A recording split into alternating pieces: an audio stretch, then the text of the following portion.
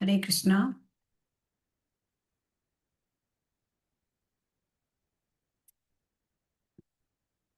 ಹರೇ ಕೃಷ್ಣ ಮಾತಾಜಿ. ಹರೇ ಕೃಷ್ಣ. ಹರೇ ಕೃಷ್ಣ. ಎಲ್ಲರಿಗೂ ಸ್ವಾಗತ. ಹರೇ ಕೃಷ್ಣ.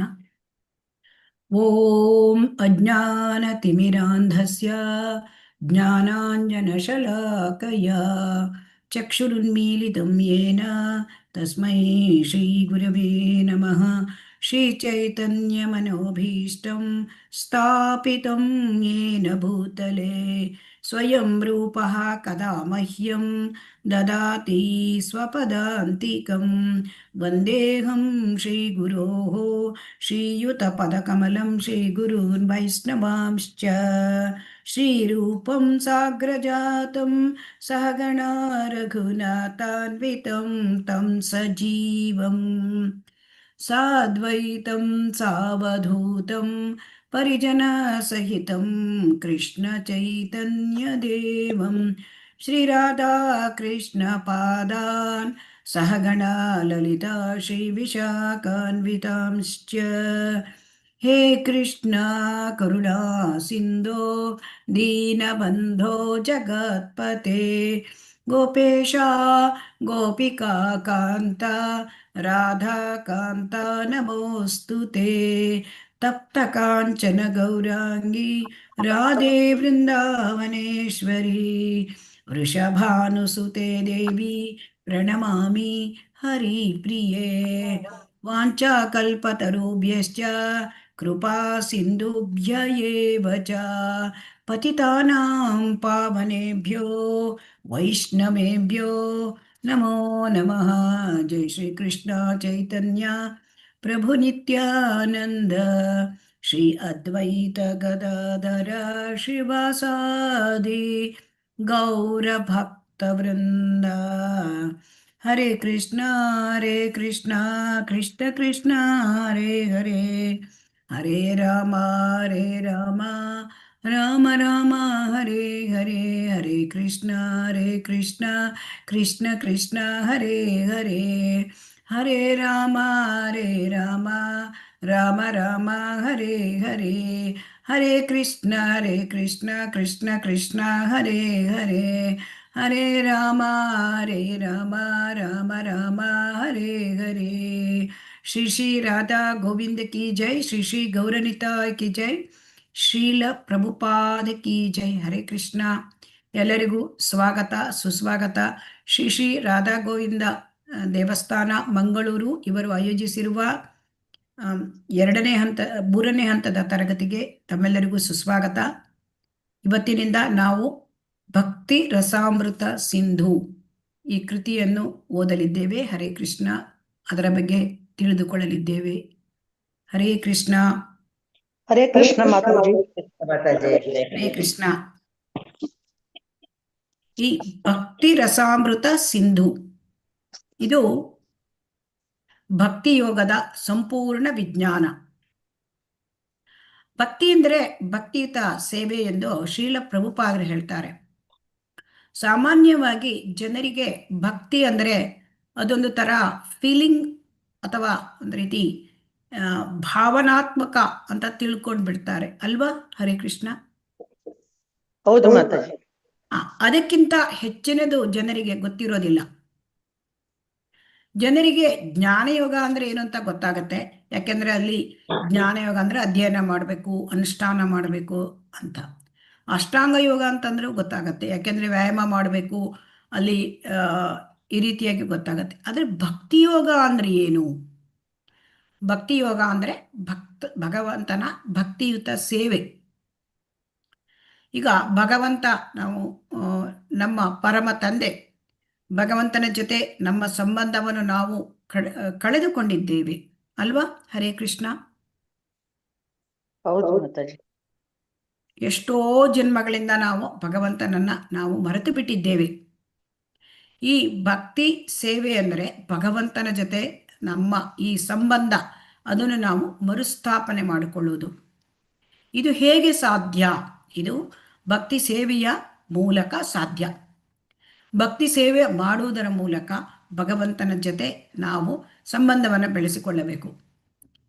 ಹೀಗೆ ಅದು ಭಕ್ತಿ ಸೇವೆ ಮಾಡಿದಾಗ ನಮಗೆ ಭಗವಂತನ ಸಂಬಂಧವನ್ನು ಹೇಗೆ ಬೆಳೆಸ್ಕೊಳ್ಳೋದು ಇದರದ ಎಲ್ಲದರ ವಿವರಣೆಯನ್ನು ನಮಗೆ ಈ ಪುಸ್ತಕದಲ್ಲಿ ಶ್ರೀ ರೂಪ ಗೋಸ್ವಾಮಿಯವರು ತಿಳಿಸಿಕೊಟ್ಟಿದ್ದಾರೆ. ಶ್ರೀಲ ರೂಪ ಗೋಸ್ವಾಮಿ ಪ್ರಭುಪಾದರು ಅವರು 6 ಜನ ಗೋಸ್ವಾಮಿಗಳಲ್ಲಿ ಒಬ್ಬರು. 6 ಜನ ಗೋಸ್ವಾಮಿಗಳು ಅಂದರೆ ಅವರು ಶ್ರೀ ಚೈತನ್ಯ ಮಹಾಪ್ರಭುಗಳ ನೇರ ಶಿಷ್ಯರು. ಶ್ರೀ ಚೈತನ್ಯ ಮಹಾಪ್ರಭು ಅಂದರೆ ಅವರು ಸ್ವತಃ ಕೃಷ್ಣ. ಸೊ ಹಾಗಾಗಿ ಶ್ರೀ ಚೈತನ್ಯ ಮಹಾಪ್ರಭುಗಳು ರೂಪ ಗೋಸ್ವಾಮಿಯವರನ್ನು ಅವರಿಗೆ ಸತತವಾಗಿ 10 ದಿನಗಳ ಕಾಲ ಪ್ರಯಾಗದ ದಶಾಶ್ವಮೇಧ ಘಟ್ಟದಲ್ಲಿ ಅವರು ಈ ಕೃಷ್ಣ ವಿಜ್ಞಾನವನ್ನು ಅಥವಾ ಭಕ್ತಿ ಸೇವಾ ವಿಧಾನವನ್ನು ಬೋಧಿಸಿದರು. ಆ ಉಪದೇಶಗಳನ್ನು ಆಧಾರದ ಮೇಲೆ ಶ್ರೀಲ ರೂಪ ಗೋಸ್ವಾಮಿಯವರು ಈ ಒಂದು ಭಕ್ತಿರಸಾಮೃತ ಸಿಂಧು ಎನ್ನುವ ಕೃತಿಯನ್ನು ರಚಿಸಿರುತ್ತಾರೆ. ಈ ಭಕ್ತಿರಸಾಮೃತ ಸಿಂಧು ಅಂತಂದರೆ ಭಕ್ತಿಯೋಗದ ಲಾ ಬುಕ್ ಇದ್ದ ಹಾಗೆ. ಹಾಗಾಗಿ ಇದನ್ನು ನಾವು ಭಕ್ತಿರಸಾಮೃತ ಸಿಂಧು ಎಂಬ ಕೃತಿಯನ್ನು ಶ್ರೀಲ ಪ್ರಭುಪಾದರು ಇದನ್ನು ಕ್ರೋಢೀಕರಿಸಿ ನಮಗೆ ಕೊಟ್ಟಿದ್ದಾರೆ. ಅಂದರೆ ಮೂಲ ರೂಪ ಗೋಸ್ವಾಮಿಯವರು ಬರೆದ ಭಕ್ತಿರಸಾಮೃತ ಸಿಂಧುವಿನಲ್ಲಿ 2129 ಶ್ಲೋಕಗಳಿವೆ. ಕೆಲವೊಂದು ಶ್ಲೋಕಗಳನ್ನು ರೂಪ ಗೋಸ್ವಾಮಿಯವರೇ ರಚಿಸಿದ್ದಾರೆ, ಮತ್ತು ಕೆಲವೊಂದು ಶ್ಲೋಕಗಳನ್ನು ಭಗವದ್ಗೀತೆಯಿಂದ, ಶ್ರೀಮದ್ ಭಾಗವತದಿಂದ ಮತ್ತು ಪುರಾಣಗಳಿಂದ ಕೂಡ ತೆಗೆದುಕೊಂಡಿದ್ದಾರೆ. ಸೊ ಇಲ್ಲಿ ಈ ಪುಸ್ತಕದಲ್ಲಿ ಶ್ರೀಲ ಪ್ರಭುಪಾದರು ನಮಗೆ ಕ್ರೋಢೀಕರಿಸಿದ ಪುಸ್ತಕದಲ್ಲಿ ಇದೆಲ್ಲ ಈ ಶ್ಲೋಕಗಳು ನಮಗೆ ಸಿಕ್ಕೋದಿಲ್ಲ. ಅದೊಂದು ರೀತಿ ಸಾರಾಂಶದ ಪುಸ್ತಕ, ಅದನ್ನು ನಾವು ಓದಿಕೊಂಡು ಹೋಗಬೇಕಾಗುತ್ತದೆ. ಸೊ ಹಾಗಾಗಿ ಇಲ್ಲಿ ಈ ಭಕ್ತಿರಸಾಮೃತ ಸಿಂಧು ಈ ಪುಸ್ತಕ ಈ ಕೃತಿಯ ಲಾಭವನ್ನು ಪಡೆದು ನಾವು ಆ ಕೃಷ್ಣ ಪ್ರಜ್ಞೆಯಲ್ಲಿ ನಾವು ನೆಲೆ ನಿಲ್ಲಬೇಕು. ಇದು ಶ್ರೀಲ ಪ್ರಭುಪಾದರ ಆಶಯ. ಸೊ ಹಾಗಾಗಿ ನಮಗೆ ಭಕ್ತಿಯ ಬಗ್ಗೆ ನಮಗೆಲ್ಲ ಅನುಮಾನ ಇರುತ್ತೆ ಅಲ್ವಾ? ಹರೇ ಕೃಷ್ಣ ಅನೇಕ ಅನುಮಾನಗಳು ಇರುತ್ತೆ ಅಲ್ವಾ?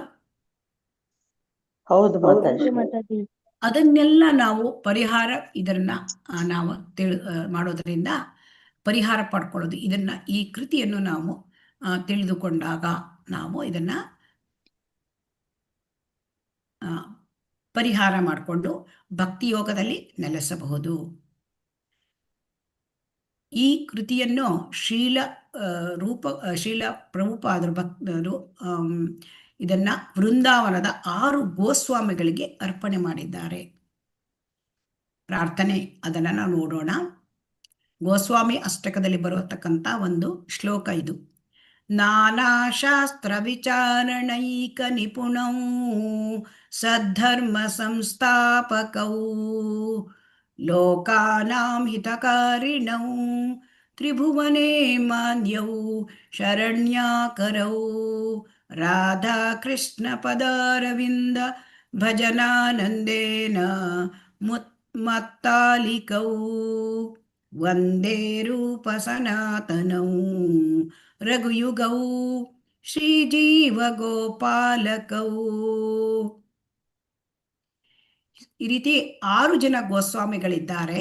ಶ್ರೀ ಸನಾತನ ಗೋಸ್ವಾಮಿ, ಶ್ರೀ ರೂಪ ಗೋಸ್ವಾಮಿ, ಶ್ರೀ ರಘುನಾಥ ಭಟ್ಟ ಗೋಸ್ವಾಮಿ, ಶ್ರೀ ರಘುನಾಥ ದಾಸ ಗೋಸ್ವಾಮಿ, ಶ್ರೀ ಜೀವ ಗೋಸ್ವಾಮಿ ಮತ್ತು ಶ್ರೀ ಗೋಪಾಲ ಭಟ್ಟ ಗೋಸ್ವಾಮಿ ಅವರಿಗೆ ಗೌರವಪೂರ್ವಕ ಪ್ರಣಾಮಗಳನ್ನು ಸಲ್ಲಿಸುತ್ತಾ ಶ್ರೀಲ ಪ್ರಭುಪಾದರು ಈ ಪುಸ್ತಕವನ್ನು ಕೃತಿಯನ್ನು ನಮಗೆ ಕೊಟ್ಟಿದ್ದಾರೆ.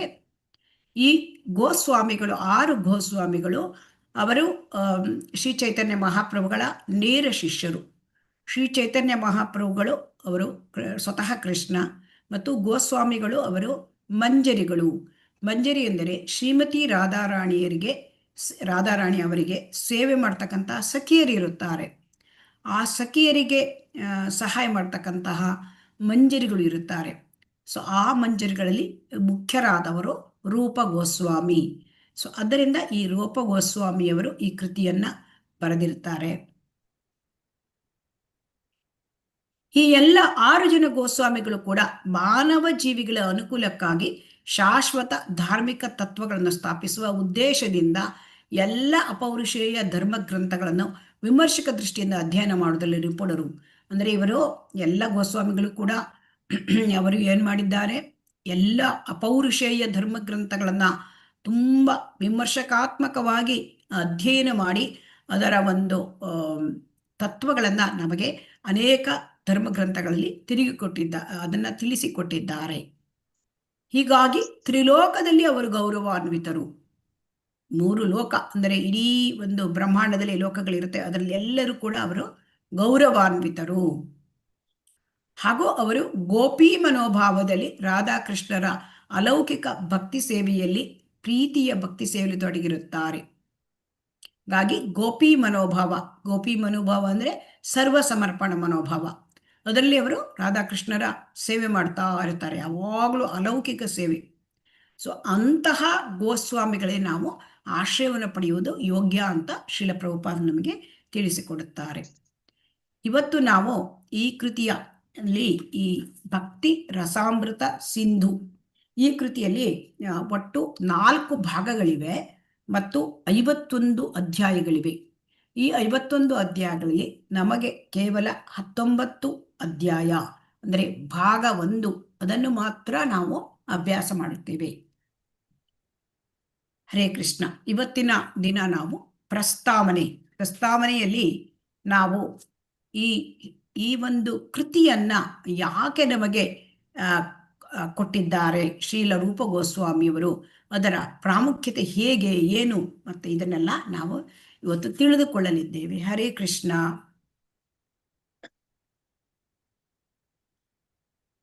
ಈ ಕೃತಿ ಶ್ರೀಲ ಪ್ರಭುಪಾದರು ಕೊಟ್ಟಿರತಕ್ಕಂತಹ ಭಕ್ತಿರಸಾಮೃತ ಸಿಂಧು, ಅದು ರೂಪ ಗೋಸ್ವಾಮಿಯವರು ಮೊದಲು ಅದನ್ನ ಸಂಸ್ಕೃತದಲ್ಲಿ ಬರೆದಿದ್ರು. ಆ ಸಂಸ್ಕೃತದಲ್ಲಿ ಬರೆದ ಗ್ರಂಥ ಅದು ದೀರ್ಘವಾದ ಗ್ರಂಥ. ಆ ಸುದೀರ್ಘವಾದ ಗ್ರಂಥವನ್ನ ಸಾರಾಂಶ ರೂಪದಲ್ಲಿ ನಮಗೆ ಶ್ರೀಲ ಪ್ರಭುಪಾದರು ಕೊಟ್ಟಿದ್ದಾರೆ. ಅವರು ಶ್ರೀಲ ರೂಪ ಗೋಸ್ವಾಮಿಯವರ ಬಗ್ಗೆ ನಾವು ಸ್ವಲ್ಪ ಇಲ್ಲಿ ತಿಳಿದುಕೊಳ್ಳಬೇಕು. ಶ್ರೀಲ ರೂಪ ಗೋಸ್ವಾಮಿಯವರು ಅವರು ಮತ್ತು ಅವರ ಅಣ್ಣ ಸನಾತನ ಗೋಸ್ವಾಮಿಯವರು ಇಬ್ಬರು ಕೂಡ ನವಾಬ್ ಹುಸೇನ್ ಶಾ ಎನ್ನುವ ಒಂದು ಬಂಗಾಳದ ದೊರೆ ರಾಜ್ಯ ಆಗಿದ್ದ. ಅವನ ಆಡಳಿತದಲ್ಲಿ ಜವಾಬ್ದಾರಿಯುತ ಮಂತ್ರಿಗಳಾಗಿದ್ದರು. ಅವರು ಯಾರು ಮತ್ತು ಅವರು ಹೇಗೆ ಅಲ್ಲಿ ಮಂತ್ರಿ ಪದವಿಯನ್ನು ಅವರಿಗೆ ಅಲ್ಲಿ ಸಿಕ್ಕಿತು ಅಥವಾ ಅವರು ಅದನ್ನು ಹೇಗೆ ಮಾಡಿದರು ಅಂತ ನಾವು ತಿಳ್ಕೊಳ್ಳೋಣ. ಇಲ್ಲಿ ಇಬ್ಬರು ಅಂದರೆ ರೂಪ ಗೋಸ್ವಾಮಿ ಮತ್ತು ಸನಾತನ ಗೋಸ್ವಾಮಿ ಅವರು ಬ್ರಾಹ್ಮಣ ಜಾತಿಯಲ್ಲಿ ಹುಟ್ಟಿದ್ದರು. ಅಂದರೆ ಸಾರಸ್ವತ ಬ್ರಾಹ್ಮಣ ಜಾತಿಯಲ್ಲಿ ಹುಟ್ಟಿದ್ದರು. ಅವರ ಮೊದಲ ಹೆಸರು ರೂಪ ಗೋಸ್ವಾಮಿಯವರ ಹೆಸರು ಸಂತೋಷ್ ಅಂತ, ಅವರ ಅಣ್ಣ ಸನಾತನ ಗೋಸ್ವಾಮಿಯವರ ಹೆಸರು ಅಮರ್ ಅಂತ. ಸೊ ಅವರು 3 ಜನ ಅಣ್ಣ ತಮ್ಮಂದಿರಿದ್ರು. ಅದರಲ್ಲಿ ಅಮರ, ಸಂತೋಷ ಮತ್ತು ಅನುಪಮ ಅಂತ. ಸೊ ಹಾಗಾಗಿ ಈ ನವಾಬ್ ಶಾ ಆ ಕಾಲದಲ್ಲಿ ದೊರೆ ರಾಜನಾಗಿದ್ದ ಬಂಗಾಳ ಪ್ರಾಂತ್ಯಕ್ಕೆ, ಮತ್ತು ಇವರು ಬಂಗಾಳ ಪ್ರಾಂತ್ಯದಲ್ಲಿ ಇದ್ದರು. ಆದರೆ ಮೂಲತಃ ಇವರು ಕರ್ನಾಟಕಕ್ಕೆ ಸೇರಿದವರು. ಅವರ ಪೂರ್ವಜರು ಇದಕ್ಕೆ ಹೋಗಿ ಅಂದರೆ ಆ ಬಂಗಾಳಕ್ಕೆ ಹೋಗಿ ನೆಲೆಸಿದ್ದರು. ಆಗ ಈ ಒಂದು ಅಮರ ಮತ್ತು ಸಂತೋಷ್ ಅಂದರೆ ಇಲ್ಲಿ ರೂಪ ಗೋಸ್ವಾಮಿ ಮತ್ತು ಸನಾತನ ಗೋಸ್ವಾಮಿ ಇವರು ತುಂಬ ಅಂದರೆ ಪಾಂಡಿತ್ಯರಾಗಿದ್ದರು. ಅಂದರೆ ಅವರಿಗೆ ಅನೇಕ ಬಹುಭಾಷಾ ಪಾಂಡಿತ್ಯವನ್ನು ಅವರು ಪಡ್ಕೊಂಡಿದ್ದರು. ಅಂದರೆ ಅಲ್ಲಿ ಸಂಸ್ಕೃತ ಭಾಷೆ, ಅರೇಬಿ ಭಾಷೆ, ಪರ್ಷಿಯನ್ ಭಾಷೆ, ಹೀಗೆ ಅನೇಕ ಭಾಷೆಗಳಲ್ಲಿ ಅವರು ಮತ್ತೆ ತುಂಬ ಪಾಂಡಿತ್ಯ ಇತ್ತು. ಮತ್ತು ಅವರಿಗೆ ಅನೇಕ ವಿಚಾರಗಳಲ್ಲಿ ಕೂಡ ಅವರು ತುಂಬ ವಿದ್ಯಾವಂತರಾಗಿದ್ದರು. ಸೊ ಅಲ್ಲಿ ಏನಾಯಿತು ಅಂತಂದರೆ ನವಾಬ್ ಶಾಹನಿಗೆ ಇವರ ಒಂದು ಬುದ್ಧಿವಂತಿಕೆ ಇದನ್ನು ನೋಡಿ ತುಂಬ ತನ್ನ ಆಸ್ಥಾನದಲ್ಲಿ ಇವರು ಬರಬೇಕು ಆದರೆ ಅಂತ ಅವರಿಗೆ ಅನಿಸಿತು.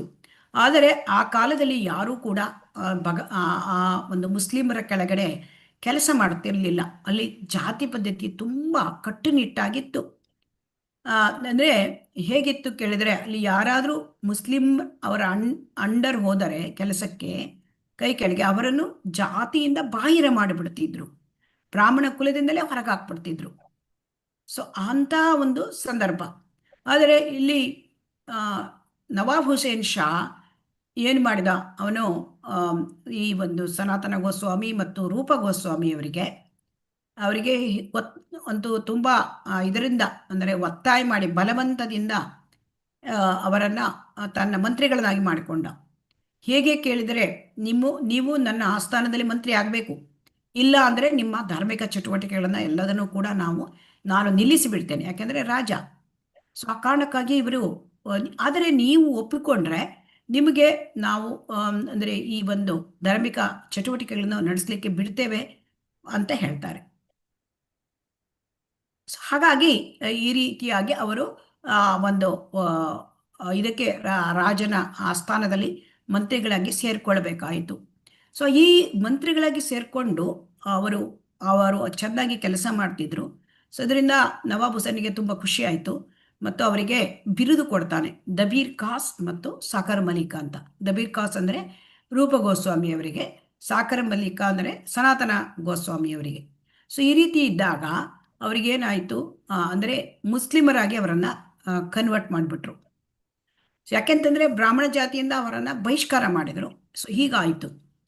ಆದರೆ ಶ್ರೀ ಚೈತನ್ಯ ಮಹಾಪ್ರಭುಗಳು ಅವರು ಕೃಪೆ ತೋರಿಸಿ ಈ ಇಬ್ಬರು ಸಹೋದರರನ್ನು ಶಿಷ್ಯರನ್ನಾಗಿ ಮಾಡಿಕೊಂಡು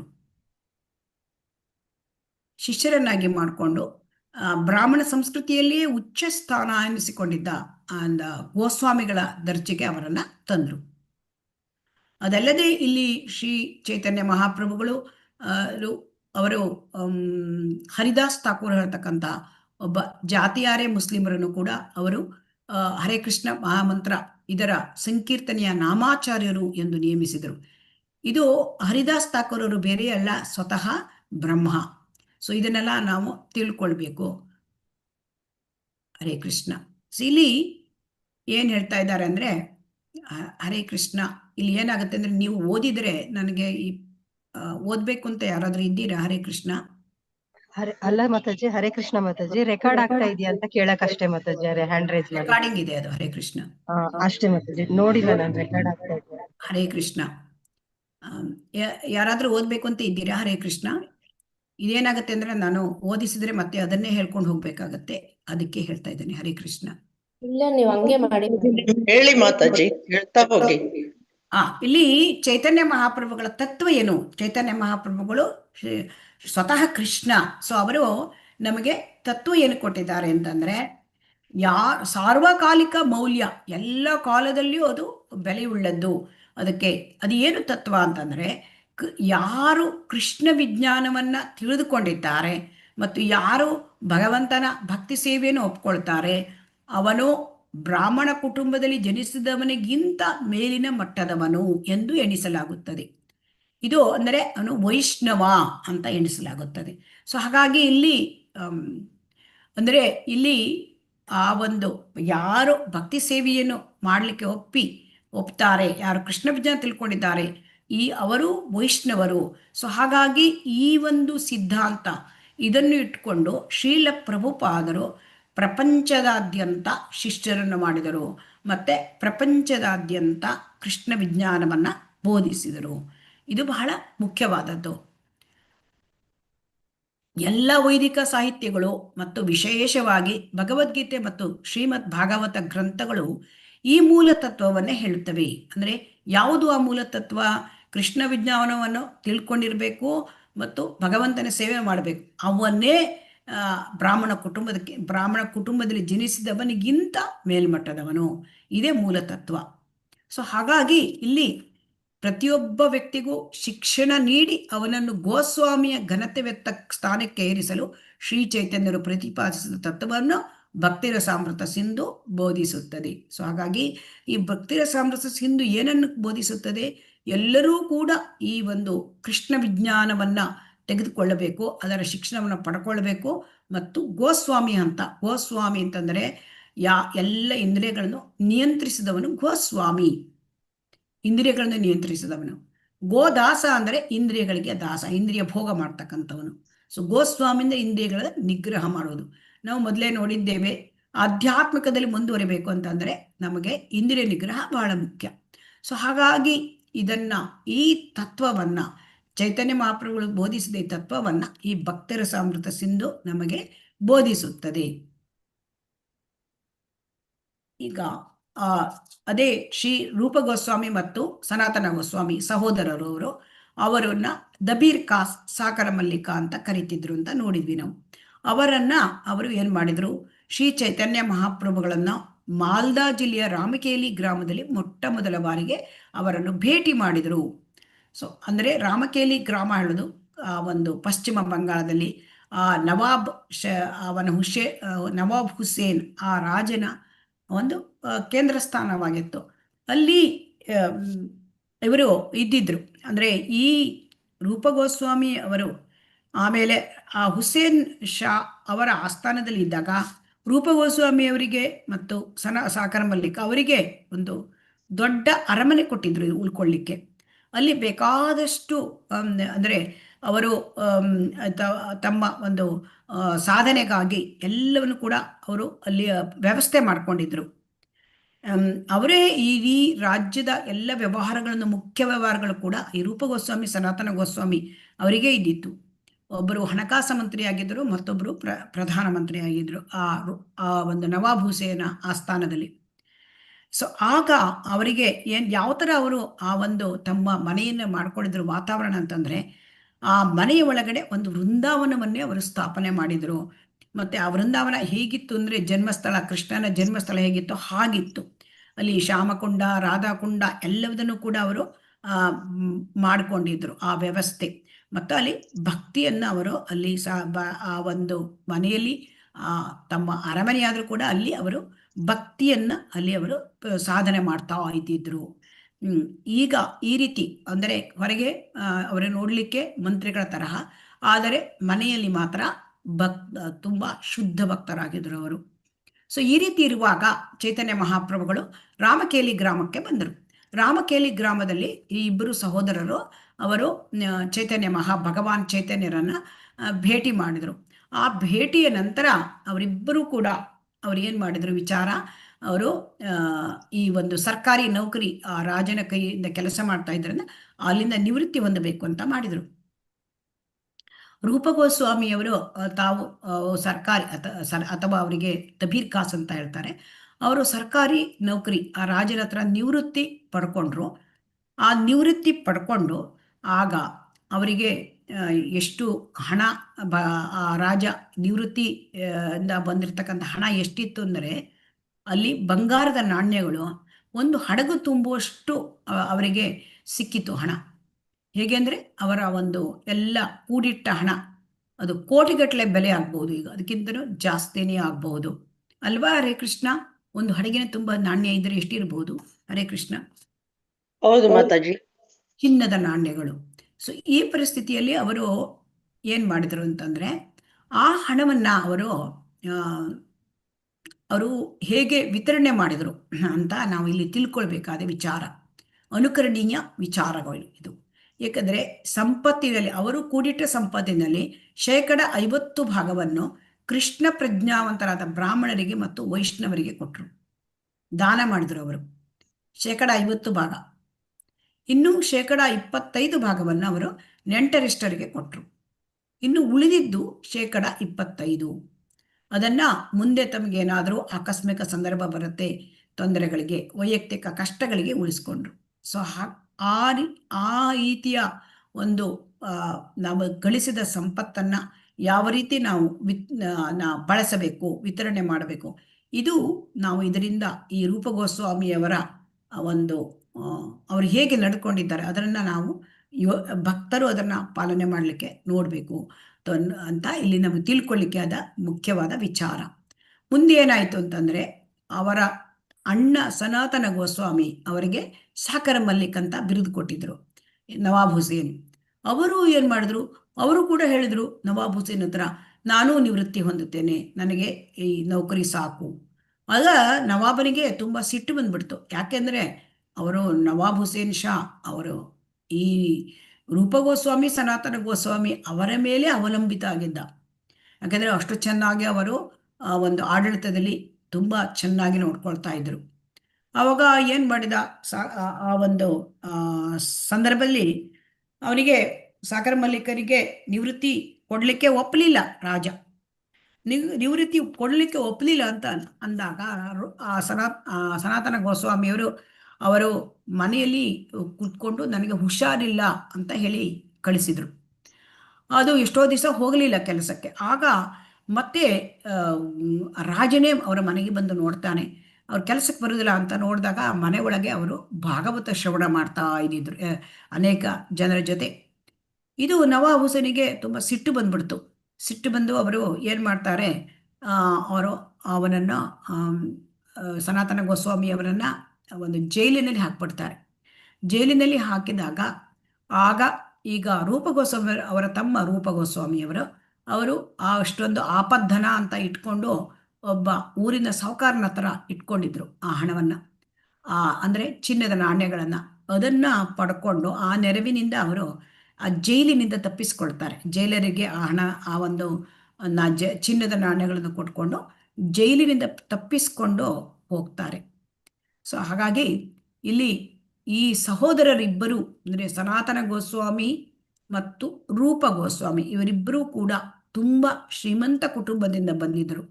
ಆದರೂ ಕೂಡ ಅವರು ತುಂಬ ಸರಳ ಜೀವನವನ್ನು ನಡೆಸ್ತಾ ಇದ್ದಿದ್ದರು. ಆಮೇಲೆ ಅವರು ಶ್ರೀ ಚೈತನ್ಯ ಮಹಾಪ್ರಭುಗಳನ್ನ ಸೇರಿದ ಮೇಲೆ ಆಮೇಲೆ ಅವರು ಕೌಪಿನ ದಾರಿಯಾಗಿ ದೂರದ ಒಂದು ಮರದ ಕೆಳಗೆ ಜೀವನ ಮಾಡ್ತಾಯಿದ್ರು. ಅಂದರೆ ಹೇಗೆ ಕೇಳಿದ್ರೆ, ಒಂದು ಮರದ ಕೆಳಗೆ ಅವರು 3 ದಿವಸಕ್ಕಿಂತ ಹೆಚ್ಚು ದಿವಸ, 1 ದಿವಸಕ್ಕಿಂತ ಹೆಚ್ಚು ದಿವಸ ಇರ್ತಿರ್ಲಿಲ್ಲ. ಸೊ ಹಾಗಾಗಿ ಅವರು ಲೋಕಾನಾಂ ಹಿತಕಾರಿಣೋ, ಜನರಿಗೆ ಒಂದು ರೀತಿ ಎಲ್ಲರಿಗೂ ಒಳ್ಳೆಯದನ್ನು ಮಾಡಲಿಕ್ಕಾಗಿ ಶಾಸ್ತ್ರಗಳಿಂದ ಅದನ್ನೆಲ್ಲ ಕೊಟ್ಟರು. ಸೊ ಹಾಗಾಗಿ ಇದನ್ನು ಇವರ ಬಗ್ಗೆ ನಾವು ತಿಳ್ಕೊಳ್ಬೇಕು. ಆಮೇಲೆ ಅವರು ಈ ರೀತಿ ನವಾಬ್ ಹುಸೇನ್ ಶಾ ಅವರಿಂದ ಬಿಡುಗಡೆ ಆದಮೇಲೆ ರೂಪ ಗೋಸ್ವಾಮಿಯವರು ಚೈತನ್ಯ ಮಹಾಪ್ರಭುಗಳನ್ನು ಮೊಟ್ಟ ಮೊದಲಿಗೆ ಪ್ರಯಾಗದಲ್ಲಿ ಅಂದರೆ ಅಲಹಾಬಾದ್ನಲ್ಲಿ ಭೇಟಿಯಾದರು. ಅದು ಪವಿತ್ರ ಸ್ಥಳ, ಎಲ್ಲರಿಗೂ ಗೊತ್ತಿದ್ದಂತೆ ಪ್ರಯಾಗ್. ಆ ಪವಿತ್ರ ಸ್ಥಳದ ದಶಾಶ್ವಮೇಧ ಸ್ನಾನದ ಘಟ್ಟದಲ್ಲಿ ಚೈತನ್ಯ ಮಹಾಪ್ರಭುಗಳು ರೂಪ ಗೋಸ್ವಾಮಿಯವರಿಗೆ 10 ದಿವಸ ಉಪದೇಶ ನೀಡಿದರು. ಯಾವುದು? ಕೃಷ್ಣ ವಿಜ್ಞಾನದ ಬಗ್ಗೆ, ಭಕ್ತಿ ಯೋಗದ ಬಗ್ಗೆ. ಇದನ್ನ ಚೈತನ್ಯ ಮಹಾಪ್ರಭುಗಳು ಈ ರೀತಿಯಾಗಿ ರೂಪ ಗೋಸ್ವಾಮಿಗೆ ಕೊಟ್ಟಿದ್ದ ಉಪದೇಶದ ವಿವರಗಳನ್ನು ವೇದಾಂತ ದರ್ಶನ ಅಂತ ಶ್ರೀಲ ಪ್ರಭುಪಾದರು ಬರೆದಿರ್ತಕ್ಕಂತಹ ಒಂದು ಪುಸ್ತಕದಲ್ಲಿ ವಿವರವಾಗಿ ವರ್ಣಿಸಿದ್ದಾರೆ. ವೇದಾಂತ ದರ್ಶನ ಅಥವಾ ದ ಟೀಚಿಂಗ್ಸ್ ಆಫ್ ಲಾರ್ಡ್ ಚೈತನ್ಯ ಅಂತ ಹೇಳ್ತಾರೆ ಇಂಗ್ಲೀಷಲ್ಲಿ. ಅದರಲ್ಲಿ ಶ್ರೀಲ ರೂಪ ಗೋಸ್ವಾಮಿಯವರು ಈ ಒಂದು ಹೇಗೆ ರೂಪ ಗೋಸ್ವಾಮಿಯವರಿಗೆ ಶ್ರೀ ಚೈತನ್ಯ ಮಹಾಪ್ರಭುಗಳು ಬೋಧಿಸಿದ್ದು ಅದರ ವಿವರಗಳು ಆ ಪುಸ್ತಕದಲ್ಲಿ ನಮಗೆ ಸಿಗುತ್ತೆ. ಆಮೇಲೆ ರೂಪ ಗೋಸ್ವಾಮಿಯವರಿಗೆ ಏನು ಹೇಳಿದರು ಚೈತನ್ಯ ಮಹಾಪ್ರಭುಗಳು ಅಂದರೆ 2 ರೀತಿ ಹೇಳಿದರು. ಧರ್ಮಗ್ರಂಥಗಳನ್ನು ನೀವು ಬರಿಬೇಕು, ಮತ್ತು ಅಲ್ಲಿ ವೃಂದಾವನದಲ್ಲಿ ದೇವಸ್ಥಾನಗಳ ಜೀರ್ಣೋದ್ಧಾರವನ್ನು ಮಾಡಬೇಕು ಅಂತ. ಸೊ ಹಾಗಾಗಿ ಈ ಶ್ರೀಲ ರೂಪ ಗೋಸ್ವಾಮಿಯವರು ಎಲ್ಲ ಧರ್ಮಗ್ರಂಥಗಳು ಎಷ್ಟು ಅದನ್ನೆಲ್ಲ ಅಭ್ಯಾಸ ಮಾಡಿದರು. ಮತ್ತು ಆ ಜ್ಞಾನ ಅದರಿಂದ ಚೈತನ್ಯ ಮಹಾಪ್ರಭುಗಳು ಏನು ಬೋಧನೆ ಮಾಡಿದ್ರು ಅದನ್ನೆಲ್ಲ ಅವರು ವಿಸ್ತಾರವಾಗಿ ತಮ್ಮ ಗ್ರಂಥಗಳಲ್ಲಿ ಬರೆದಿದ್ದಾರೆ. ಹಾಗಾಗಿ ಅವರು ಗೋಸ್ವಾಮಿಗಳೆಲ್ಲರೂ ಕೂಡ ಎಲ್ಲ ಗೋಸ್ವಾಮಿಗಳು ಕೂಡ ಸಂಸ್ಕೃತದಲ್ಲಿ ಅಷ್ಟೇ ಅಲ್ಲ, ವಿದೇಶಿ ಭಾಷೆ ಪರ್ಷಿಯನ್, ಅರೇಬಿ ಭಾಷೆಗಳಲ್ಲಿಯೂ ಪ್ರಕಾಂಡ ಪಾಂಡಿತ್ಯವುಳ್ಳವರಾಗಿದ್ದರು. ಸೊ ಹಾಗಾಗಿ ಈ ಚೈತನ್ಯ ಮಹಾಪ್ರಭುಗಳು ಬರೆದಿರ್ತಕ್ಕಂತಹ ಎಲ್ಲ ಪುಸ್ತಕಗಳನ್ನು ಅವರು ಬಹು ಗಂಭೀರ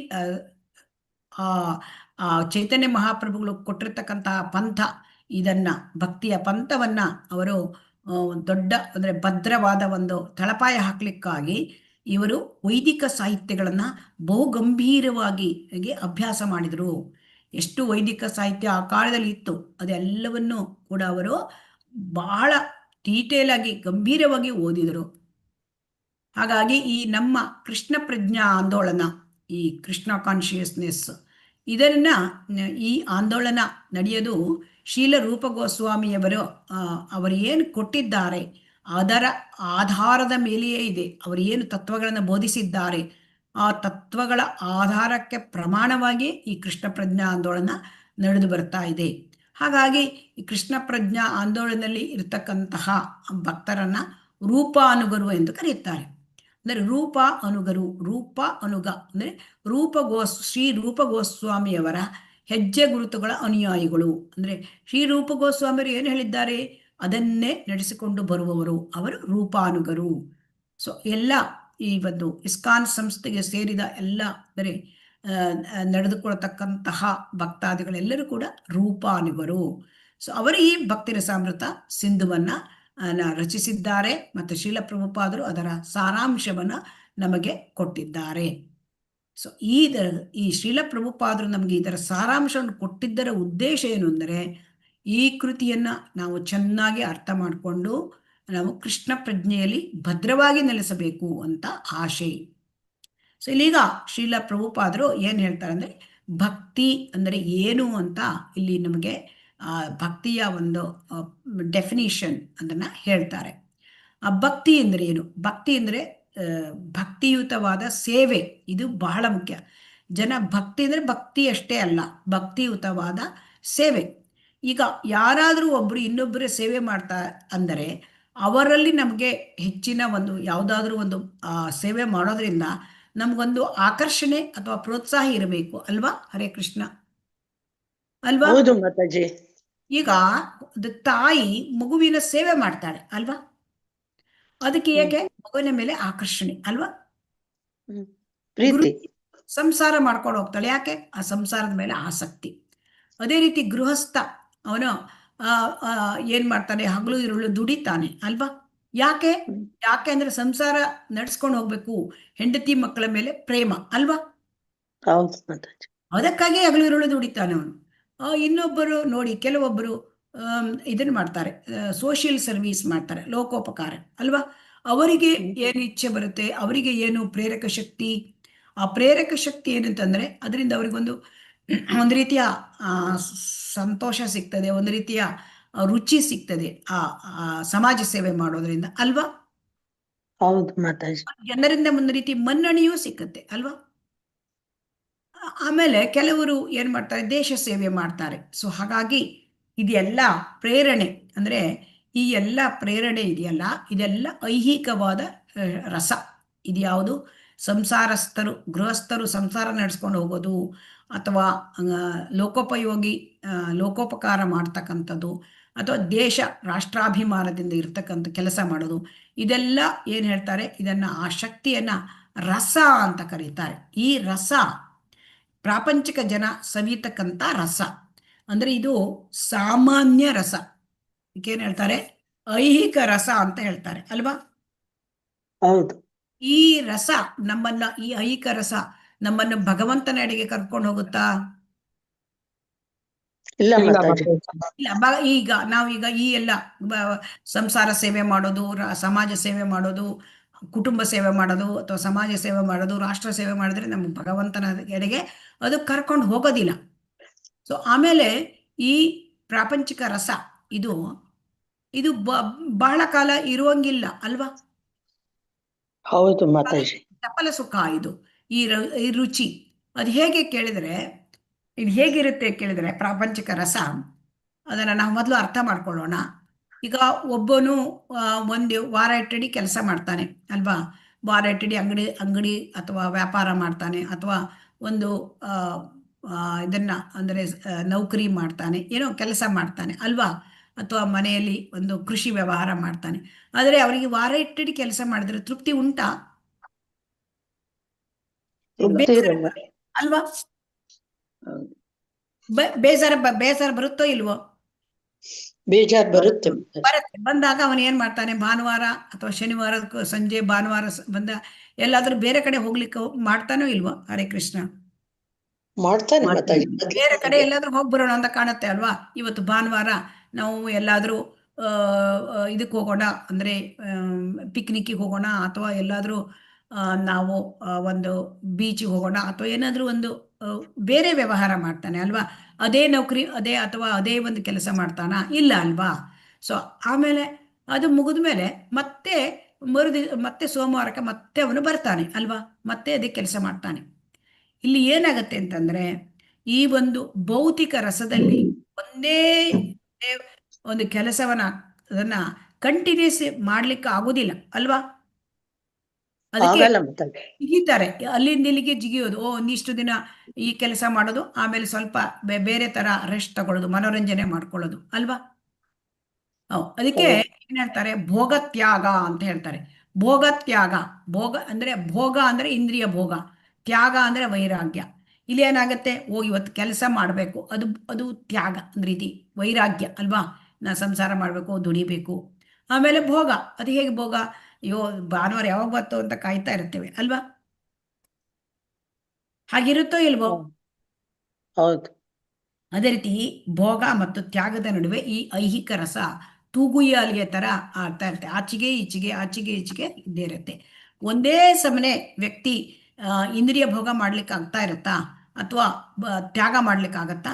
ಇಲ್ಲ ಅಲ್ವಾ. ಒಂದೇ ಇಲ್ಲ ಮಾತಾಜಿ. ಒಂದೇ ತರ ಇಂದ್ರಿಯ ಭೋಗ ಮಾಡ್ಲಿಕ್ಕೆ ಆಗೋದೇ ಇಲ್ಲ. ಯಾಕೆಂದ್ರೆ ಯಾವುದೇ ವಸ್ತು ನಾವು ಇನ್ನು ತೆಗೆದುಕೊಂಡ್ರು ಕೂಡ ಒಂದೇ ಸರ ಇಂದ್ರಿಯ ಭೋಗ ಮಾಡ್ಲಿಕ್ಕೆ ಆಗಲ್ಲ. ನೀವು ಒಂದು ಜಾಮೂನು ಒಂದು ತಿನ್ಬೋದು, ಎರಡನೇ ತಿನ್ಬೋದು, ಮೂರನೇ ತಿನ್ಬೋದು, ಆದ್ರೆ 10 ತಿಂದ್ಮೇಲೆ ಸಾಕಾಗ್ಬಿಡುತ್ತೆ ಅಲ್ವಾ. ತಿನ್ಲಿಕ್ಕಾಗತ್ತಾ? ಆಗಲ್ಲ ಮಾತಾಜಿ. ಆಗಲ್ಲ. ವಾಂತಿ ಬಂದ್ಬಿಡುತ್ತೆ, ಹೊಟ್ಟೆ ನೋವು ಬಂದ್ಬಿಡುತ್ತೆ ಅಲ್ವಾ.